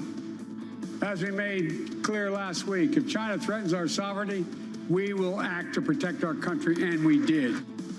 It's the latest. President Biden set to deliver his State of the Union address, highlighting his success and charting a path forward. Biden hoping to convince voters he's ready and able to serve another term on the heels of a Super Tuesday that solidified a rematch between him and Donald Trump. Anne-Marie joins us now from Washington, D.C. AMH, I want to go to some reporting from Axios and share this quote with you. Biden needs a cure for what some advisors call Trump amnesia, the notion that the chaos and unpopularity of Trump's presidency has receded from some voters' memories nearly 4 years on. Is he going to be speaking to those people today?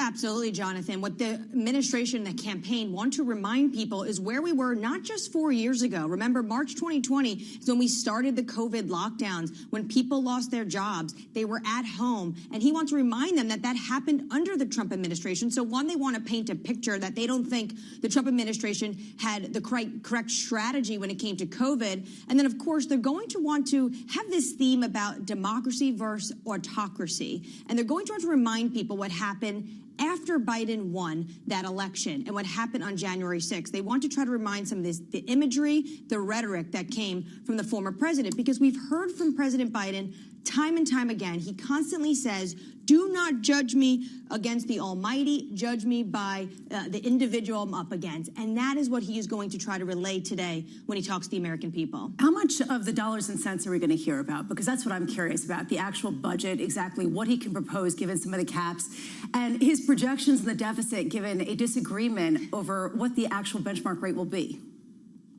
Well, Lisa, this is his opportunity, and Greg Valliere is calling it his most important speech of his presidency. And I think a lot of people in Washington view it because yesterday showed with Nikki Haley dropping out that long shot bid she has. This is firmly a rematch of Trump versus Biden. So if he starts really getting into the nuances of the deficit, yeah, you and I might be interested, but he might actually lose the American electorate. So the president is going to want to focus on when it comes to the budget and it comes to securing money to keep the government open, he's going to want to push back on Congress. He's going to say that it took them this long and we still do not have those 12 appropriation bills. He's going to talk about the fact that it was under the former speaker that he struck a deal, and now this new speaker hasn't been able to put over the finish line. So he's going to try to categorize that as not his problem, but the chaos in Congress. And we have an individual now who can talk about all of this and where we are right now in the Biden presidency. It's Mohammed Yunus, editor-in-chief at Gallup. Mohammed, thank you so much for joining us. As I've outlined there, this is a tough speech for the president in the sense that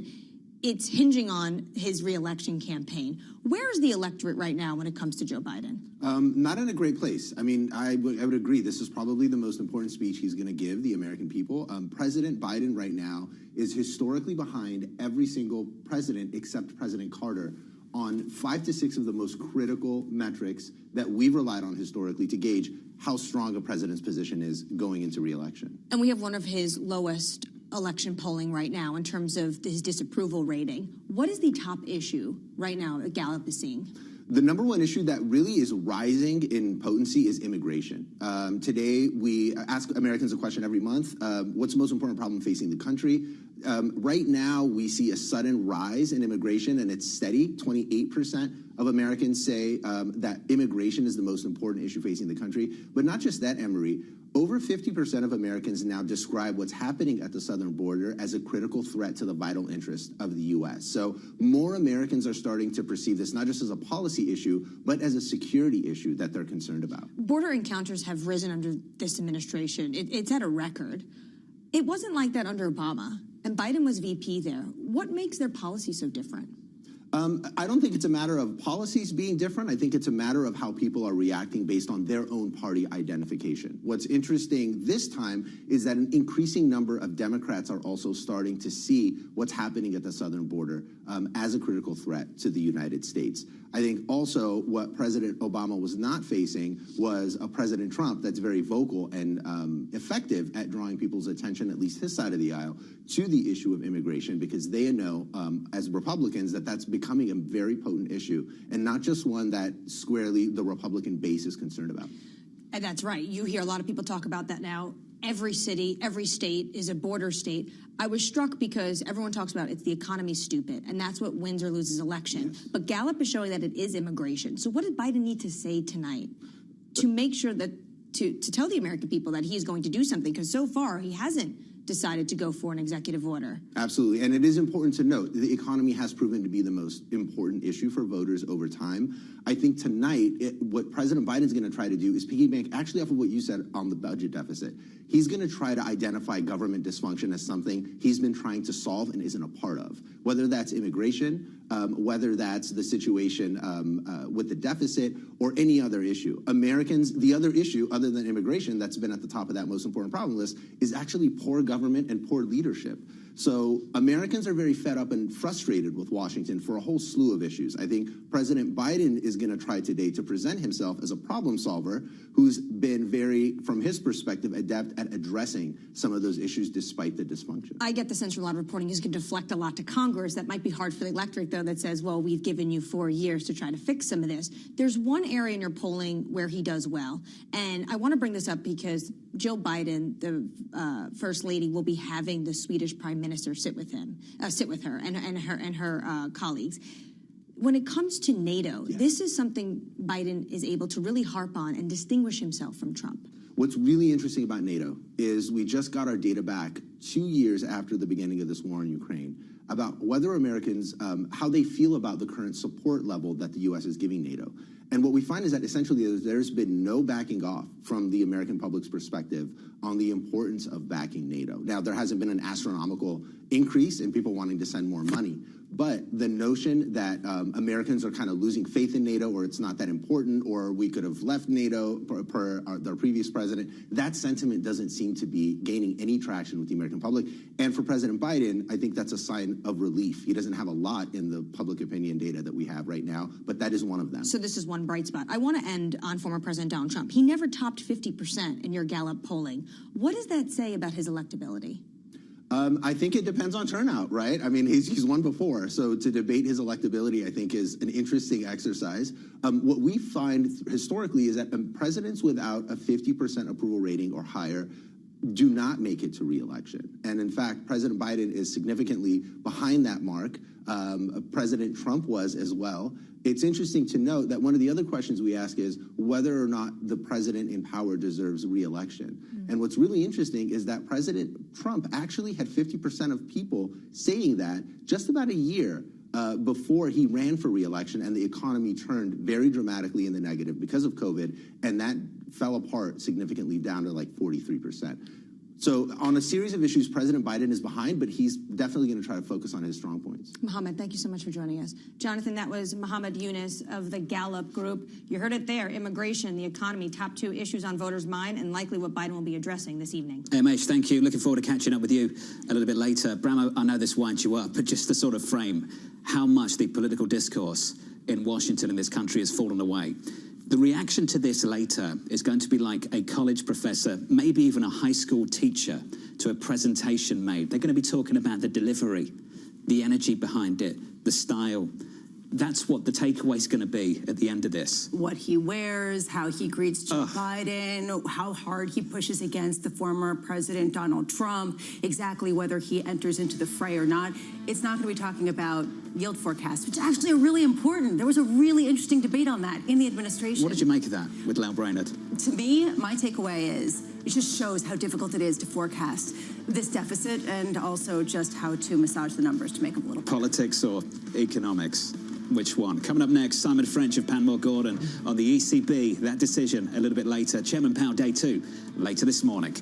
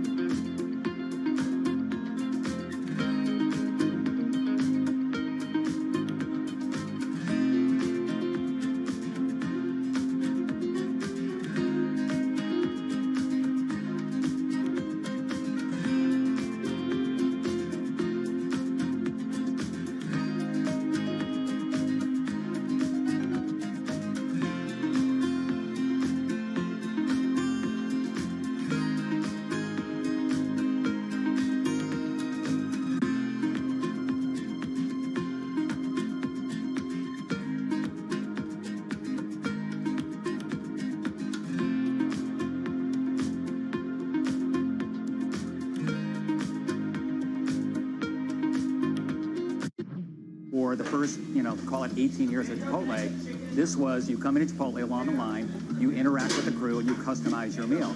We've got this separate make line, and it's digitized, and so the orders come in, and they're really kind of staged so that if you say at noon, I want to come in at 1 o'clock, we hold that order, and we will send it to the crew like maybe 10 to 1, Right. so it's ready right when you pull up your car. How do you manage these kind of two different staffing needs, right? And Yes. making sure you have the right amount of people Yes. at the right time. We spend a lot of time projecting sales. A lot of it is, it's part art, part science. We're trying to bring more science and more AI into it. Because if you get the right sales projection, then you know exactly what your staffing needs to be. So if you get the sales right, you can get the entire restaurant staffed perfectly. With just a couple people, our average restaurant now does about over $1 million per restaurant in digital sales. People ask me all the time, what is the key to being a really good investor? And I tell them it's to surround yourself with and work with the best investors you can find. On Bloomberg Wealth, I'm going to take you to meet the greatest investors in the world, the people that I would like to have managing my money. Today, I would say perhaps only second to AI right now, which is AI has got so much going on that folks are so excited about it. Climate tech is the hottest area to be in.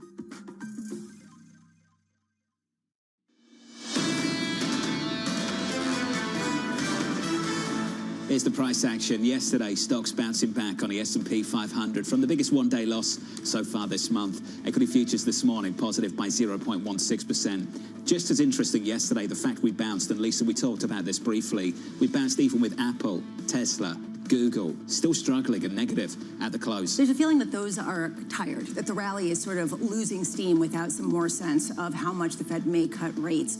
What I find interesting is exactly to your point. It isn't, oh my God, the world is falling. It is, what else can I buy that might be better? And that's a different kind of very risk-on feeling. Banks and JP Morgan, apparently, based on the price action so far this week on that particular name, another all-time high at the close yesterday. Let's turn to the bond market, 2-year, 10-year, 30-year. I want to sit on the 2-year briefly. So a week ago, we had a little look at 470. We backed away to 455.35. Yields unchanged this morning. We've had some data this week. So far, okay. ISM was soft, ADP was okay, jobs were okay. I think we're taking some comfort away from the fact that these weren't massive beats like what we saw in January, and that's helping to keep a lid on this bond market. You know, yesterday the JOLTS data was actually really interesting. And what I'm really kind of looking at some of these more peripheral indicators more and more, especially the more that people raise questions about all of the data. But Ian Shepherdson over at Pantheon was pointing to the fact that the quits rate is coming down dramatically, and that usually leads the sort of employment index, cost index. To me, the fact that it's coming down so significantly is also giving some sort of comfort to people to go in and buy. I know it sounds like it's peripheral, but this is the level that people are going to, and you can see the price action in the market. That's about how much confidence you've got in the labour market. I think that's the ultimate data point. If you can really get some detail on it, if you really believe it, that's the ultimate data point, and maybe even more so than, say, average hourly earnings, which Tom Porcelli of PGIM pushed back against yesterday. That was wonderful. He's just like, I hate it. It's fake. Don't look at it. Basically, if people have confidence to quit, that means that they have confidence they can get another job. If they don't, that means they won't have the confidence not only to get another job, potentially, even to demand higher wages, which is the reason why it often leads that wage inflation index data that a lot of people look at. That's the US and wage growth. Let's talk about Japan. Do you want some price action in the FX market? You've got some. Dollar yen. This is a move of more than 1 full percentage point, 147.80. This is a clean break of 150 now, 147.80, and the biggest one-day move lower on this currency pair of the year so far. So based on some Bloomberg reporting, actually, let's go through two pieces of this. Point one, BOJ officials gaining more confidence in the wage growth story.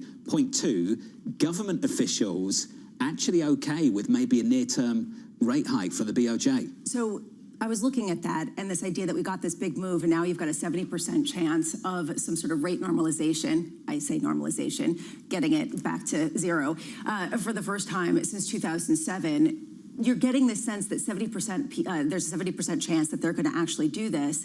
Is there a window now?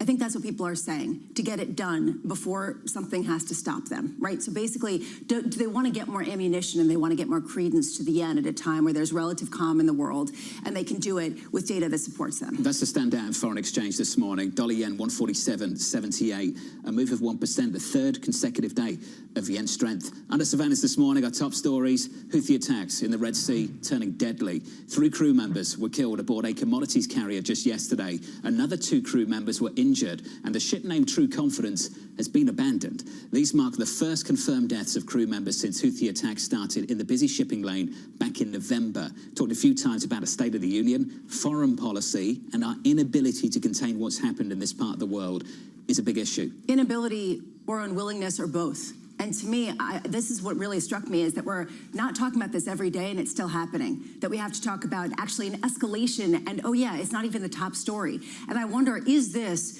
the U.S.'s way of saying, look, Europe, this is your problem. You're the ones that are getting affected by this much more. You handle it. We're not going to step in and rescue you. If that's the case, how does he then talk about mending ties with all of the NATO members? Without a doubt, the foreign policy story will be dominant a little bit later on today and no doubt dominant through the rest of this year. Let's talk about Chairman Powell. Fed Chair Jay Powell sticking a script on day one of Capitol Hill testimony, saying policy is likely at its peak, but expects to ease policy as confidence grows. Inflation is headed back towards 2%. Powell also pushing back on Basel III banking regulations, saying this: I do expect there will be broader material changes to the proposal. It's more important that we get this right, that we do it fast. Powell is back on Capitol Hill to face the Senate a little bit later this morning, something like 10 a.m. Eastern time. And I have no doubt they're going to be picking up on those comments on financial regulation and not just monetary policy. It's almost as if Elizabeth Warren is sort of wringing her hands in excitement. Well, seething, yes, but also very excited for the promotional material she could put out afterwards. Look, there are some questions about why this venue. You know, is this something that he meant to do and sort of to take out of the realm of the Fed Vice Chair of Supervision, Michael Barr? I just wonder, does this mean that basically the banks won? That they're lobbying, they lobbied, they said, we don't like this, and he's like, okay, cool. That's fine. We'll take it out. You say the banks won, but maybe common sense did. Because when you heard from the argument, when you really got into the argument against this decision, it kind of made sense. It was hard to poke holes in. Fair, but if that's the case, is this the way that they want to go about basically saying, yeah, we're just going to overhaul it? I mean, if you want to talk about messaging and the gait of somebody and just the enthusiasm of someone and all the different kind of messaging we're going to be talking about ad nauseum, what kind of messaging does it send to the market to come out and just say, yeah, we're going to overhaul the whole thing? You're talking about the optics of Joe Biden's gate. Is that what that comment was about? I mean, that's what we're going to be talking about tomorrow, unfortunately. But this is my point, is that, you know, why did he do it in this manner? Because if it is logic prevailing, typically what you do is you just quietly put something out that's completely overhauled, and you just hope that nobody notices. It's just sort of classic Jay Powell to do those kind of things in testimony, right? I mean, it just doesn't... It's on brand. It's not like CBS, 60 Minutes, to everybody, I understand, I feel your pain. This, not so much. This was on brand. Let's get to this. NYCB, New York Community Bank, raising over $1 billion in equity, led by former Treasury Secretary Steve Mnuchin. The infusion coming from Mnuchin's Liberty Strategic Capital and other partners too. NYCB plunged during yesterday's trading after reports grew that the bank was seeking new investments. The bank also naming Joseph Otting, the former controller of the currency, as its new CEO, after naming a CEO something like a week ago. The stock ended the day positive, but Bramo, this one was all over the place in yesterday's session. I think we were having a real conversation yesterday before these headlines broke about whether this bank would actually survive the week. That's a big issue. We have to repeat something that you mentioned earlier. We're talking about this bank still. We're not talking about other bank stocks, which are actually doing just fine. You are seeing some turmoil from some of the regionals, but not even. So this is really something that's contained. What did you find most interesting about this? Because I know what I did. What did you find most interesting? The regulators coming on board to run the bank. I think that's a piece of it. Steve Mnuchin, the former Treasury Secretary. There's 100%. Loads of pieces of this. I mean, to me, it's sort of who is coming in, why are they coming in? Is this some sort of indication of a policy shift that could maybe create some of more value in some of these rent-controlled buildings? Is this because he wants to reprise Steve Mnuchin his reputation after some, you know, issues before the financial crisis? I mean, it's now a personal intrigue story, no longer a market story. It's an amazing story, an amazing story we'll continue to talk about through this morning. I want to talk about this too. Got an ECB rate decision a little bit later this morning, just under 2 hours away actually. Simon French of Panmure Gordon expecting the ECB to be the first to cut rates in June and the Fed to go a little bit later, writing this. We have staggeringly moved from being one of the most hawkish on the street to now being comparatively dovish as the no-landing scenario comes into view. Powell's testimony, alongside yesterday's JOLTS data, suggests that July remains the most likely for the first federal funds rate cut. Simon French, I'm pleased to say, joins us from London. Simon, let's start with the Fed and then we'll get to the ECB. Why July for you? Well, July in terms of the testimony we got from Jerome Powell in terms of loosening monetary policy in the second half of the year.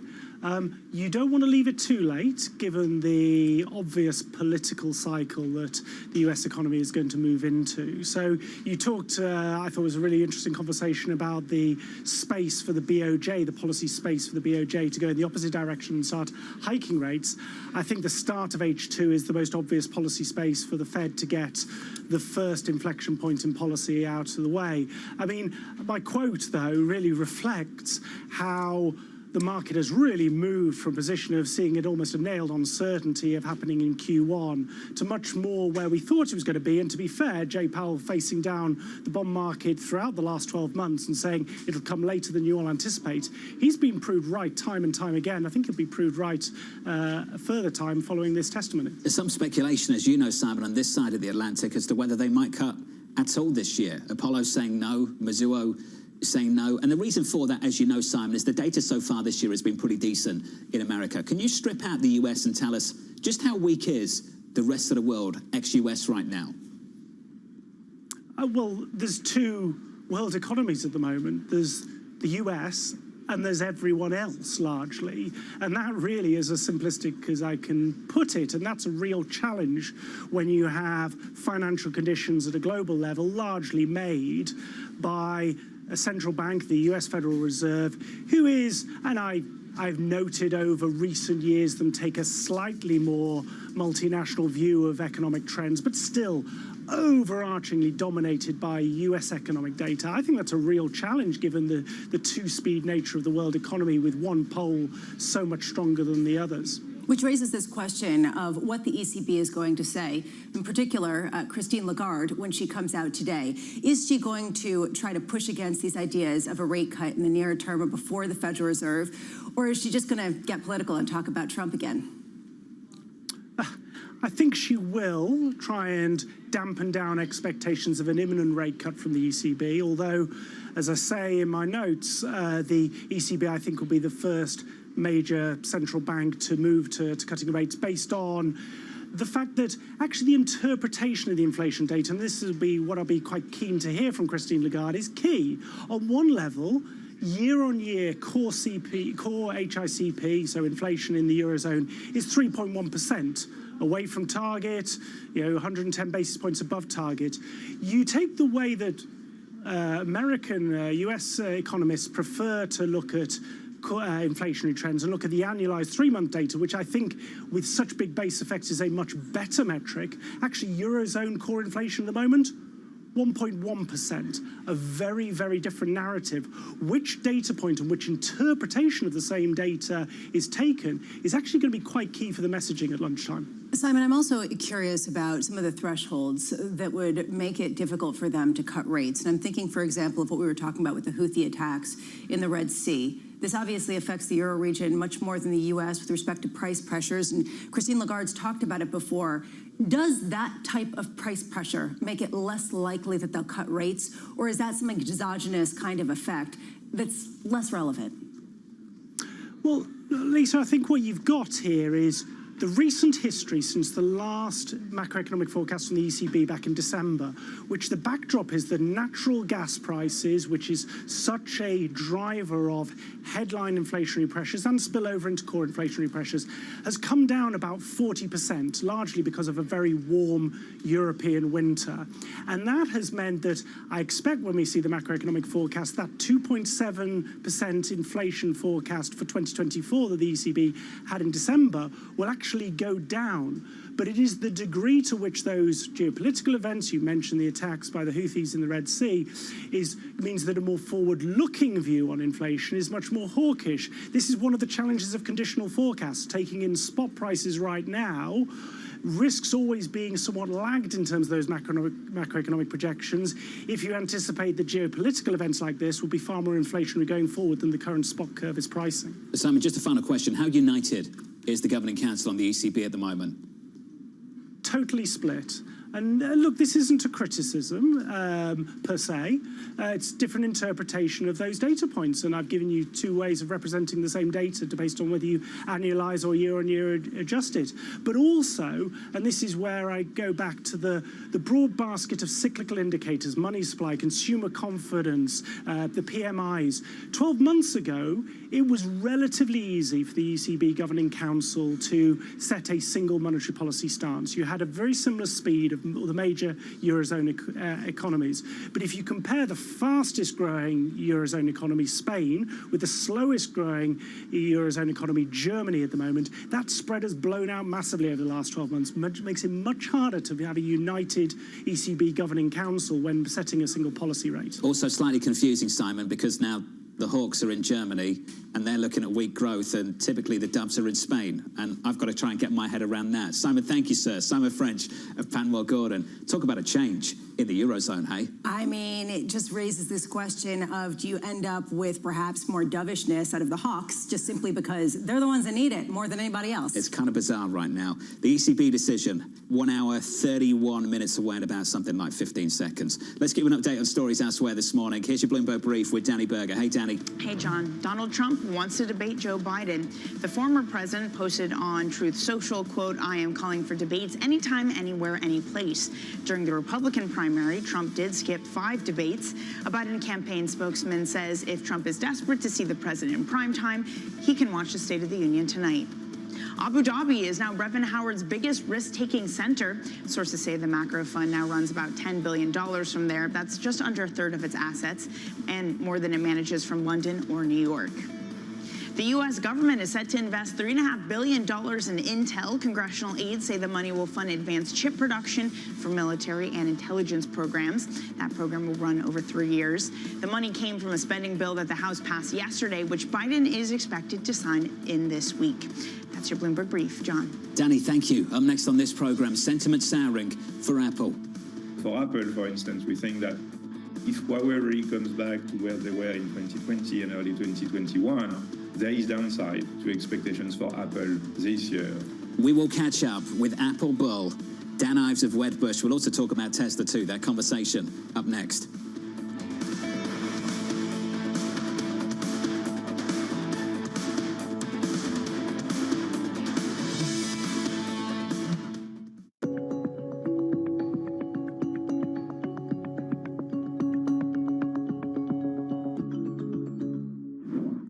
The EU is one of the largest and wealthiest consumer markets in the world, and there are very few global companies that can afford not to trade in the EU. So as the price for accessing the European